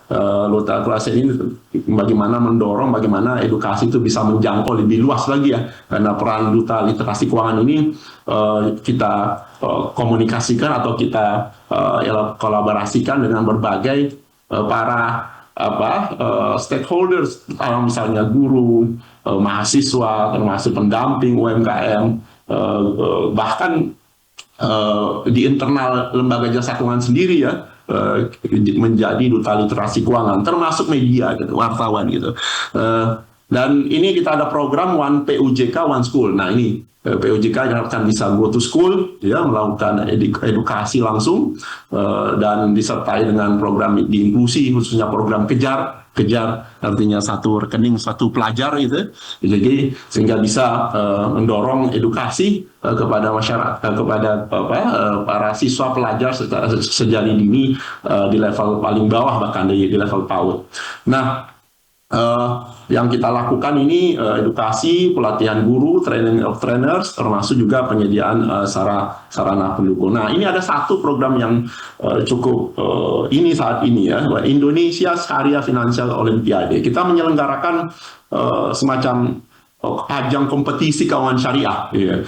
Nah, ini memang terbesar pertama di Indonesia ya, bahkan ini telah meraih bintang 5 dari Pusat Prestasi Nasional Puspresnas, ya. Dan ini sudah beberapa tahun terakhir kita lakukan dalam konteks literasi keuangan syariah, ya. Dan ISFO ini untuk tahun ini dibuka pendaftarannya nanti di bulan Juni dan Juli, dan mudah-mudahan nanti ini semakin banyak yang ikut dan bisa merasakan seperti apa update literasi keuangan, edukasi keuangan yang dilakukan kepada kalangan segmen pelajar ini ya. Nah, termasuk juga kita ada penyediaan infrastruktur keuangan. Di sini ada buku literasi, ada manajemen, termasuk juga konten edukasi digital melalui berbagai media ya. Tapi memang kalau kita sadari bahwa upaya-upaya ini memang belum cukup ya, program dan kampanye itu saja rasanya belum cukup. Nah, agar lebih masif, impactful, termasuk berkelanjutan, rasanya pendekatan yang lebih struktural, sistematis, mengintegrasikan literasi keuangan dalam sistem pendidikan formal itu menjadi sebuah clue ya, tantangan ke depan, karena kita tahu potensinya luar biasa ya. Siswa pelajar ada 53 juta ya, dan ini hampir 20% dari penduduk nasional, dan ini akan menjadi masif ya, progres ke depan bagaimana mendidik para pelajar, mempersiapkan para pelajar ini untuk bisa well literate sejak dini. Nah, boleh di slide berikutnya ya. Nah, ini Bapak Ibu sekalian, langkah ke depan kami OJK bersama Kementerian Pendidikan Dasar dan Menengah mendorong integrasi ini literasi keuangan dalam sistem pendidikan formal ya. Kita tahu bahwa tadi Ibu Nina juga sampaikan, pemerintah melalui Kementerian Pendidikan telah meluncurkan panduan pendidikan literasi finansial pada tahun 2024 lalu. Dan ini menjadi salah satu prioritas dalam kurikulum Merdeka ya. Di dalamnya memang cukup ada beberapa elemen-elemen penting seperti mulai dari memperoleh penghasilan, bagaimana memperoleh penghasilan, bagaimana menyisihkan, bagaimana mengelola anggaran termasuk utang, termasuk bagaimana memahami risiko dan mempersiapkan kondisi darurat ya. Dan yang menarik sini, literasi keuangan ini tidak berdiri sendiri ya. Dia terintegrasi dalam bentuk pembelajaran mulai dari intra kurikuler seperti matematika dan ekonomi, kemudian kokurikuler berbasis proyek, hingga ekstrakurikuler seperti kepramukaan dan karya ilmiah. Kita juga OJK menyusun modul ajar di fase E dan fase F, SMA, SMK. Yang penting di sini modul ini tidak hanya teori tapi langsung dikaitkan dengan pembelajaran praktis ya. Misalnya di matematika, siswa belajar menghitung dalam konteks keuangan ya. Terus di IPS ekonomi, mereka mengelola keuangan kegiatan sekolah. Di modul project mengelola keuangan pribadi serta merintis bisnis kecil. Nah, contoh-contoh seperti itu ya. Dari modul ajar yang kami persiapkan, dan ini sudah melalui tahap piloting saat ini di beberapa sekolah, dan ke depan kami akan coba propose kepada Kementerian Pendidikan untuk menjadi kurikulum ya, untuk masukan input untuk pelaksanaannya diperluas secara nasional gitu. Nah, dalam modul ini memang lengkap ya, karena ada materi ajar, ada panduan guru, studi kasus, hingga sistem penilaian. Jadi kita tidak lagi bicara konsep, tapi juga bagaimana sampai pada aplikatif ya, implementasinya ya, sehingga bisa menjadi harus siswa bisa terlatih ya dalam proses pembelajarannya sehari-hari. Lanjut. Ya, ini ada hadirin teman-teman, Bapak Ibu, pada akhirnya memang literasi keuangannya ini bukan pilihan tapi sebuah kebutuhan nih. Ini ada quote ya dari Barack Obama, financial literacy is not an option anymore, it is a necessity. Jadi kemampuan mengelola keuangan bekal yang sangat penting, bukan hanya kesejahteraan pribadi tapi ketahanan ekonomi yang lebih luas ya. Jadi saya kira yang kita bangun hari ini bukan hanya pengetahuan, tapi bagaimana pola pikir, ya, termasuk juga bagaimana perilaku keuangan dari generasi muda yang lebih baik. Dan ini tentu saja tidak bisa kami lakukan sendiri. Otoritas Jasa Keuangan tentu harus berkolaborasi dengan berbagai pihak, terutama POJK ya, pelaku usaha jasa keuangan, termasuk juga pemerintah ya. Dan tentu saja tadi bahkan disebut orang tua guru ya, tadi salah satu kinestik orang tua guru membangun orang tua murid maksud saya, yang penting juga sebagai bagian dari ekosistem untuk bisa mengkolaborasikan ini lebih komprehensif agar peserta didik masyarakat atau khususnya pelajar ini bisa lebih well literate. Dan lanjut. Nah, ini mungkin sekedar informasi saja, dan ini mungkin slide akhir ya, slide penutup. Selain pemahaman yang kita bangun pada hari ini ya, kita mungkin akan share bahwa bagaimana masyarakat bisa langsung akses memanfaatkan layanan yang kami sediakan ini untuk belajar keuangan secara mandiri, bisa pakai akses ini ya, Learning Management System LMS-ku melalui LMS OJK Go ID. Juga di situ ada sarana berbagai materi edukasi keuangan sifatnya praktis, bisa diakses kapan saja. Ini juga ada sikapi uangmu, ini bisa diakses sebagai kanal informasi sehari-hari untuk edukasi bagi masyarakat, termasuk juga berbagai media sosial OJK ya. Konten-kontennya itu ringan, relevan untuk kehidupan sehari-hari teman-teman. Untuk kaitannya dengan pengaduan, termasuk juga indikasi penipuan keuangan, bisa menghubungi Indonesia Anti-Scam Center di ISC OJK Go ID.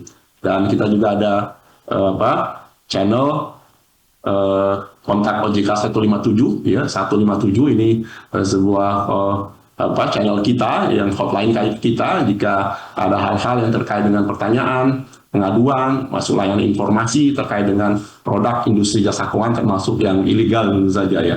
Jadi demikian saja mungkin yang mungkin kami bisa sampaikan pada sharing ini. Saya stop saat ini agar kita bisa berdiskusi lebih lanjut. Saya kira demikian. Terima kasih dari kami. Assalamualaikum warahmatullahi wabarakatuh. Waalaikumsalam. Baik, terima kasih Pak Yusuf atas pembahasannya dalam perspektif regulator unit jasa keuangan, dan juga terima kasih tadi kepada Bu Nina dan Bu Hera yang juga memberikan kita perspektif yang lebih lengkap gitu ya dari berbagai pemangku kepentingan. Nah, selanjutnya kita akan memasuki sesi tanya jawab. Kita akan langsung nih menjawab pertanyaan dari Bapak Ibu yang tadi sudah bertanya gitu ya di kolom Q&A.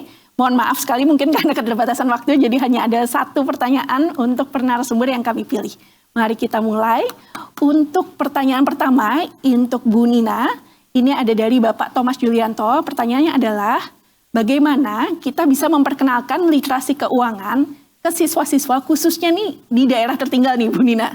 Karena selama ini saya perhatikan cara penggunaan uang mereka masih terbatas untuk menggunakan uang jajan di sekolah, belanja kesualayan, paling-paling menggunakan uang ya itu belanja di e-commerce atau toko online aja. Hanya sebatas itu. Gimana nih gitu ya? Ini sepertinya menarik nih Bu untuk diceritakan. Silahkan Bu Nina langsung.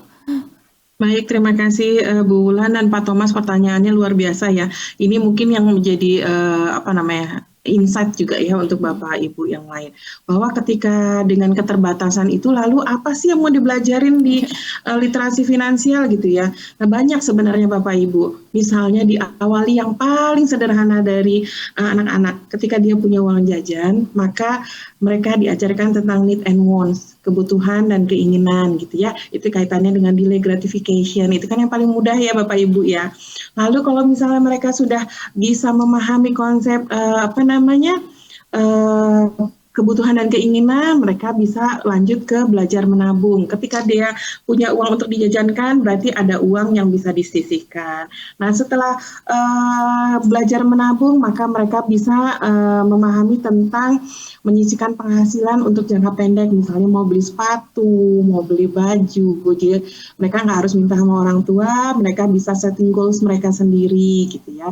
Atau mereka juga bisa menabung, misalnya mereka mau investasi atau mau apa, misalnya mereka jadi beli ayam, pelihara ayam, nanti ayamnya bertelur, lalu mereka jual atau mereka konsumsi. Nah, itu kan juga bagian dari literasi finansial. Jadi Bapak Ibu ketika terkait dengan literasi finansial, Bapak Ibu jangan mikirnya yang terlalu pusing-pusing gitu ya, tapi Bapak Ibu kaitkan dengan konteks kehidupan sehari-hari anak-anak di tempat Bapak Ibu, karena ketika nanti Bapak Ibu membaca panduan pendidikan literasi finansial, Bapak Ibu saya yakin dapat gambaran yang lebih utuh sehingga Bapak Ibu mudah untuk mengimplementasi dalam pembelajaran sehari-hari Bapak Ibu. Mungkin itu. Atau misal juga kalau misalnya menyisihkan penghasilan yang menabung, bisa juga untuk nanti ketika ada temannya yang sakit, dia bisa untuk pengeluaran sosialnya gitu. Jadi banyak manfaat ya Bapak Ibu ya. Kemudian Bapak Ibu ketika Bapak Ibu kekurangan bahan gitu ya, tidak ada inspirasi, maka Bapak Ibu bisa tuh menggunakan tadi yang sudah disampaikan oleh Pak Andi, yaitu memanfaatkan LMS gitu yang ada di OJK. Itu juga banyak itu Bapak Ibu yang bisa digunakan. Ada yang juga berhadiah imani ya Pak Andi ya katanya ya waktu itu ya. Nah, kalau misalnya menyelesaikan suatu misi gitu. Jadi Bapak Ibu bisa memanfaatkan apa yang sudah ada, nggak harus bikin yang baru. Kita berpikir sederhana, apa yang ada, apa yang dekat gitu ya Bapak Ibu ya. Baik. Terima kasih. Dari saya. Ya baik, terima kasih sekali Bu Nina untuk jawabannya. Jadi mungkin sekali lagi mengingatkan ya Bapak Ibu guru peserta yang hadir untuk membaca juga nih panduan pendidikan kurikulum literasi finansial supaya lebih tergambar kira-kira bagaimana untuk bisa mengimplementasikannya. Gitu. Baik, nah kemudian berikutnya pertanyaan untuk Bu Hera, ini dari Ibu Lasma Siagian. Nah ini adalah pertanyaannya, bagaimana nih cara mengelola keuangan bagi orang yang mungkin penghasilannya sangat terbatas gitu ya di bawah UMR gitu. Jadi mungkin kan ya tadi ya relate juga dengan yang 3T gitu, penghasilan sangat terbatas, masih gimana ya cara ngatur uangnya gitu, tipsnya seperti apa gitu. Silahkan Bu Hera. Terima kasih Bu Fatma, Ibu Siagian juga terima kasih. Saya mungkin sebelumnya yang saya ketahui mengenai perencanaan keuangan mirip yang tadi di-share oleh Pak Andi tadi tuh. Jadi Pak Andi Yusuf share tuh tadi biaya hidup berapa persen, untuk biaya tabungan itu harus berapa persen, cicilan kita harus berapa persen dari total penghasilan kita. Sebenarnya standarnya tadi mirip yang seperti disampaikan Pak Andi dalam idealnya seperti itu, kira-kira tidak harus persis atau kaku, tapi kira-kira seperti itu. Untuk biaya hidup biasanya bisa 40-50%, misalkan kita bayar uang sekolah, kita harus transportasi, kita harus makan dan lain sebagainya, biasanya 40-50%. Kemudian untuk tabungan dan investasi diupayakan Bapak Ibu ada gitu tabungan investasi, atau juga ada yang kemudian disebut dengan dana darurat. Itu juga perlu dicicil karena kan kita nggak pernah tahu ya kebutuhan ke depan seperti apa. Nggak harus mahal dan harus besar, tapi ada porsinya dalam perencanaan finansial. Lalu kemudian kalau Bapak Ibu biasanya diperbankan atau Bapak Ibu mendengar informasi kalau mau mencicil biasanya itu harus terukur Bapak Ibu. Dalam konteks perencanaan keuangan itu kemungkinan ada di 30% dari total penghasilan kita per bulan. Itu idealnya kita punya dana untuk membayar cicilan tersebut. Lalu untuk yang lain-lain sosial keinginan ya kita bisa 10%-an lah ruang geraknya. Tapi ini tentu tidak kaku, yang paling mengetahui prioritasnya menurut saya adalah Bapak Ibu sekalian. Hanya saja di dunia digital ini saya melihat ada banyak peluang yang bisa didapatkan oleh Bapak Ibu yang bekerja formal ataupun informal. Contoh, sekarang itu beberapa e-commerce itu bisa memberikan uang atau mendapatkan dana ketika Bapak Ibu misalkan memposting video gitu. Berapa waktu sekali, sering atau tidak. Jadi saya melihat fenomena banyak sekali teman-teman UMKM termasuk ada nasabah BCA juga, dia itu misalkan adalah pelaku usaha UMKM misalkan, yang penghasilannya juga mungkin masih dalam taraf yang tidak terlalu besar, tapi dia rutin mengupload video di salah satu e-commerce, baik itu Facebook, TikTok, kemudian Instagram dan lain sebagainya, dan mereka itu dapat dolar ternyata dari views yang berapa banyak gitu. Itu bisa menjadi salah satu side income Bapak Ibu gitu untuk mengelola. Bahkan ada beberapa profesi-profesi yang juga rutin sehingga dia bisa mendapatkan penghasilan sampingan hanya dengan meletakkan handphone kemudian memposting gitu. Jadi side income itu menurut saya bisa dijadikan salah satu solusi untuk menambah pendapatan Bapak Ibu secara total di samping dengan penghasilan rutin. Jadi kalau Bapak itu misalkan penjual sayur gitu misalkan gitu ya, atau Bapak Ibu penghasilan bulanannya tuh nggak dari pekerjaan formal tapi informal, nggak apa-apa, tapi dengan Bapak Ibu memvideokan aktivitasnya, banyak yang nonton, nanti e-commerce itu mau memberikan uang gitu untuk ke Bapak Ibu, dan itu penghasilan lumayan loh Bapak Ibu. Saya lihat ya memang tidak cepat tapi menjadi salah satu alternatif lah untuk pendapatan tambahan. Nah, pendapatan tambahan ini saya rasa selalu beriringan atau sejalan dengan interest atau minatnya Bapak Ibu, hobinya Bapak Ibu. Jadi jangan berpatokan mungkin di satu penghasilan, apalagi tadi di bawah UMR. Jadi saya yakin Bapak Ibu sangat resilient, sangat sangat gesit untuk melihat semua peluang yang ada. Jadi pendapatan tambahan, kemudian pengelolaan keuangannya saya pikir tidak jauh-jauh tadi seperti disampaikan Pak Andi. Kayak itu semacam rumus ideal lah ketika kita memiliki pendapatan ataupun keuangan. Baik. Itu Baik, mungkin terima dari kasih. saya. Semoga membantu Bu Fatma. Baik, terima kasih sekali Bu Hera. Jadi mungkin tadi sedikit meringkas gitu ya pertanyaan dari Bu Lasma. Jadi yang pertama tadi mungkin fokusnya ke kebutuhan dulu gitu ya Bu Hera ya. Baru setelah itu keinginan, termasuk menyisihkan untuk kebutuhan di masa depan. Kemudian poin kedua yang tadi juga sangat ditekankan oleh Bu Hera adalah bagaimana kita meningkatkan kemampuan untuk mendapatkan penghasilan tambahan gitu ya. Tidak hanya berpuas dengan kondisi yang saat ini ada. Nah ini juga Bapak Ibu sangat selaras ya dengan 4 elemen yang ada di panduan pendidikan literasi finansial, karena itu dimulai dari memperoleh penghasilan dulu nih pertama, setelah itu baru belajar mengatur anggaran, belanja, dan bagaimana bijak utang piutang, setelah itu menyisihkan penghasilan untuk masa depan gitu ya, kemudian terakhir juga mempersiapkan kondisi darurat. Jadi semoga nanti Bu Lasma juga dan Bapak Ibu yang lain bisa mencari referensi lebih lanjut untuk bisa menerapkan di sehari-hari. Baik, kemudian pertanyaan berikutnya atau mungkin yang terakhir ini ya untuk Pak Andi Yusuf, ini dari Ibu Rizka Pertiwi. Pertanyaannya adalah, kalau Indonesia mau menjadi negara maju di 2045, bagaimana OJK bersama bank BUMN dan bank swasta lainnya bisa memastikan bahwa pelajar dan mahasiswa tidak hanya sekadar tahu tentang uang, tapi memang benar-benar terbiasa mengatur uang dengan baik. Dan itu sejak saat ini gitu ya. Jadi kayak tadi membedakan kebutuhan keinginan, nggak mudah terjebak pinjaman online atau investasi palsu, serta tetap bijak memakai layanan keuangan digital di tengah perkembangan teknologi yang sangat cepat ini. Jadi mungkin tipsnya nih Pak, seperti apa gitu ya untuk pelajar dan mahasiswa supaya benar-benar bisa ngatur keuangannya dengan bijak gitu ya, bukan cuma sekadar tahu sekilas aja. Silakan Pak Andi Yusuf. Terima kasih Ibu. Jadi pendekatannya memang lebih harus komprehensif ya, karena ini krusial. Jadi prinsip pertama kita kolaboratif ya. Bagaimana OJK melibatkan berbagai stakeholder, terutama POJK ya, lembaga jasa keuangan. Bagaimana pelaku usaha jasa keuangan ini bertanggung jawab, jadi responsible industry. Jadi dia tidak hanya menjual produk, ya, tapi juga bagaimana dia bisa memberikan pemahaman, memastikan konsumennya itu paham, sehingga bisa terlindungi dan dia bisa juga tidak dirugikan gitu. Nah, dan yang kedua adalah bagaimana berpendekatan regulasi. Nah, kita pendekatan regulasinya itu sekarang ini sudah ada POJK mengenai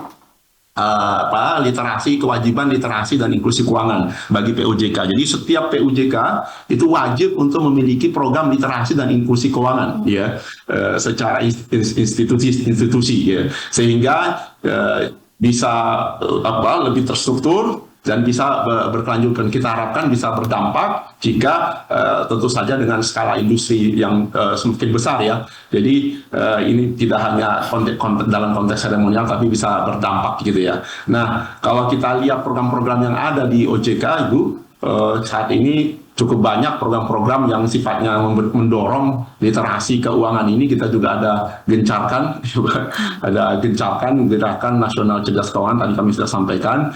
Nah ini memang kita dorong secara masif terarah.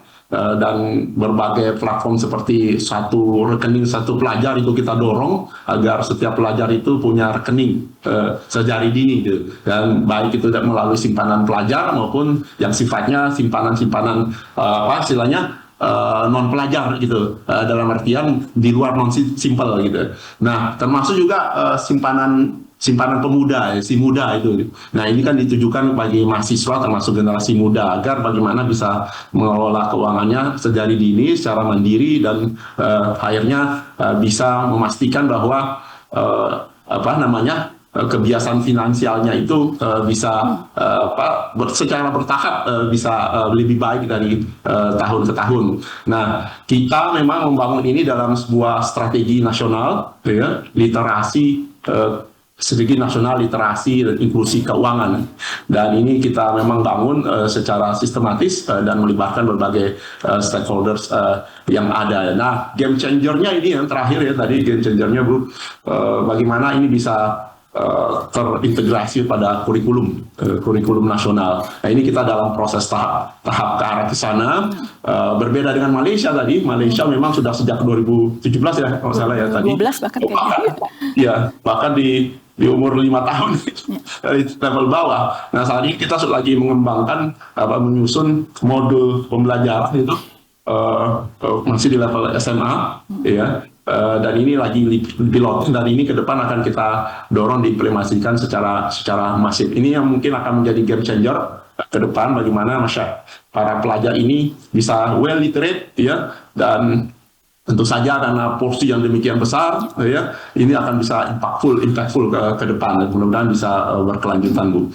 Nah saya kira itu strategi yang kita lakukan secara komprehensif agar ini bisa tentu saja menjadi sebuah hasil yang lebih besar ke depan untuk peningkatan literasi keuangan yang saat ini memang masih relatif, walaupun cukup tinggi dibandingkan rata-rata dunia, tapi relatif serasanya dengan kondisi saat ini banyaknya risiko digital tantangannya banyak dan sebagainya, dan tentu saja kita butuh well literate yang lebih tinggi lagi ke depannya. Saya kira demikian Bu. Baik, terima kasih banyak Pak Yusuf atas jawabannya. Jadi tadi kita ini ya intinya adalah bagaimana pendekatannya harus kolaboratif dan juga tentunya praktikal gitu, supaya kita benar-benar bisa mengajarkan siswa untuk mempraktekannya dalam kehidupan sehari-hari. Baik, terima kasih sekali Ibu Nina, Ibu Hera dan juga Pak Yusuf atas jawaban dan sesi diskusi yang sangat informatif. Hadirin yang kami hormati, kita telah sampai pada penghujung sesi kedua webinar Internasional OJK dalam rangka Global Money Week 2026 yang bertemakan Mendidik Konsumen Masa Depan, Implementasi Nasional dan Peran Multi Pemangku Kepentingan dalam Meningkatkan Literasi Keuangan Pelajar. Nah, jadi tadi dari hasil diskusi kita gitu ya, dari sesi 1 hingga sesi 2 ini, meningkatkan literasi keuangan ini memang tidak bisa hanya menjadi PR 1 atau 2 pihak saja. Tidak bisa hanya teman-teman dari Kemendikbud saja atau OJK saja, tetapi harus kita semua bersama-sama, termasuk di sini Bapak Ibu guru dan juga sekolah, masyarakat. Mari kita bersama-sama untuk bergerak. Mulai sejak dini juga jadi penting, di panduan sudah ada, ini seharusnya bisa dilakukan dari tingkat PAUD hingga SMA. Supaya kita juga bisa mewujudkan generasi emas 2045 nantinya. Jadi mari kita semua bergerak bersama, kemudian manfaatkan sumber daya yang sudah ada, termasuk tadi ya, semoga yang dari OJK, dari Kemendikbud, yang juga dari teman-teman PUJK yang lain juga, materi-materi yang sudah ada, bisa disosialisasikan lebih luas lagi, sehingga benar-benar bisa dipraktekkan. Yang ingin kami sampaikan adalah, mari kita semua melakukan langkah sekecil apapun yang ada dalam kendali kita untuk bisa berkontribusi. Guru dan sekolah bisa kolaborasi dengan berbagai pihak supaya bisa menerapkan pembelajaran yang lebih praktikal lagi. Selama ya tadi seperti Bu Nina sampaikan, tujuannya harus jelas, kemudian fokusnya ke edukasi, bukan ke pemasaran produk atau jasa. Terakhir, jangan lupa untuk kita semua selalu semangat belajar, meningkatkan pemahaman dan keterampilan literasi keuangan kita masing-masing, supaya dapat meneruskan ilmunya ke lingkungan yang lebih luas, termasuk ke siswa dan lingkungan sekitar. Tentunya ini juga akan sangat selaras dengan peran guru dalam pembelajaran mendalam tadi sebagai aktivator, kolaborator, dan pengembang budaya belajar. Baik, kami ucapkan terima kasih sekali lagi sebesar-besarnya kepada para panelis yang telah berbagi wawasan dan ilmu yang berharga. Terima kasih juga pada seluruh peserta, tadi di awal 3.000 ya, sekarang kayaknya masih 2.000-an, yang telah hadir aktif dalam sesi diskusi yang dilaksanakan. Terima kasih sekali lagi atas perhatiannya. Saya FDV Wulansari, pamit undur diri. Saya kembalikan acara ke MC Sarawin. Terima kasih. Baik, terima kasih Ibu Wulansari atas sesi diskusi dan juga telah memandu jalannya diskusi untuk kita semua. Baik Bapak dan Ibu hadirin peserta webinar, kami persilakan untuk bisa mengisi absensi sebagaimana sudah diinformasikan di fitur chat. Kami juga informasikan untuk mendapatkan sertifikat, Bapak dan Ibu bisa memindai kode QR atau QR Code yang ditampilkan di layar Zoom, atau bisa mengakses link atau tautan yang telah disampaikan panitia melalui kolom chat Zoom. Diinformasikan sertifikat akan diberikan kepada para peserta yang mengikuti kegiatan dari awal hingga akhir dan akan diunggah secara berkala melalui tautan tersebut. Oleh karena itu, kami mohon untuk bisa melakukan pengecekan secara berkala. Distinguished guests, ladies and gentlemen, we have now reached the end of today's event. I, Sarah Wayne, on behalf of the Financial Services Authority of Indonesia and the organizing team, would like to express our heartfelt gratitude for your participation today. We'd like to also inform that the webinar materials is available to be downloaded through the QR code that is presented on your screen. Once again, we hope that the discussions held today have been both valuable and inspiring for each and every one of you. We thank you once again and we hope to see you in the next Global Money Week. Wassalamualaikum warahmatullahi wabarakatuh.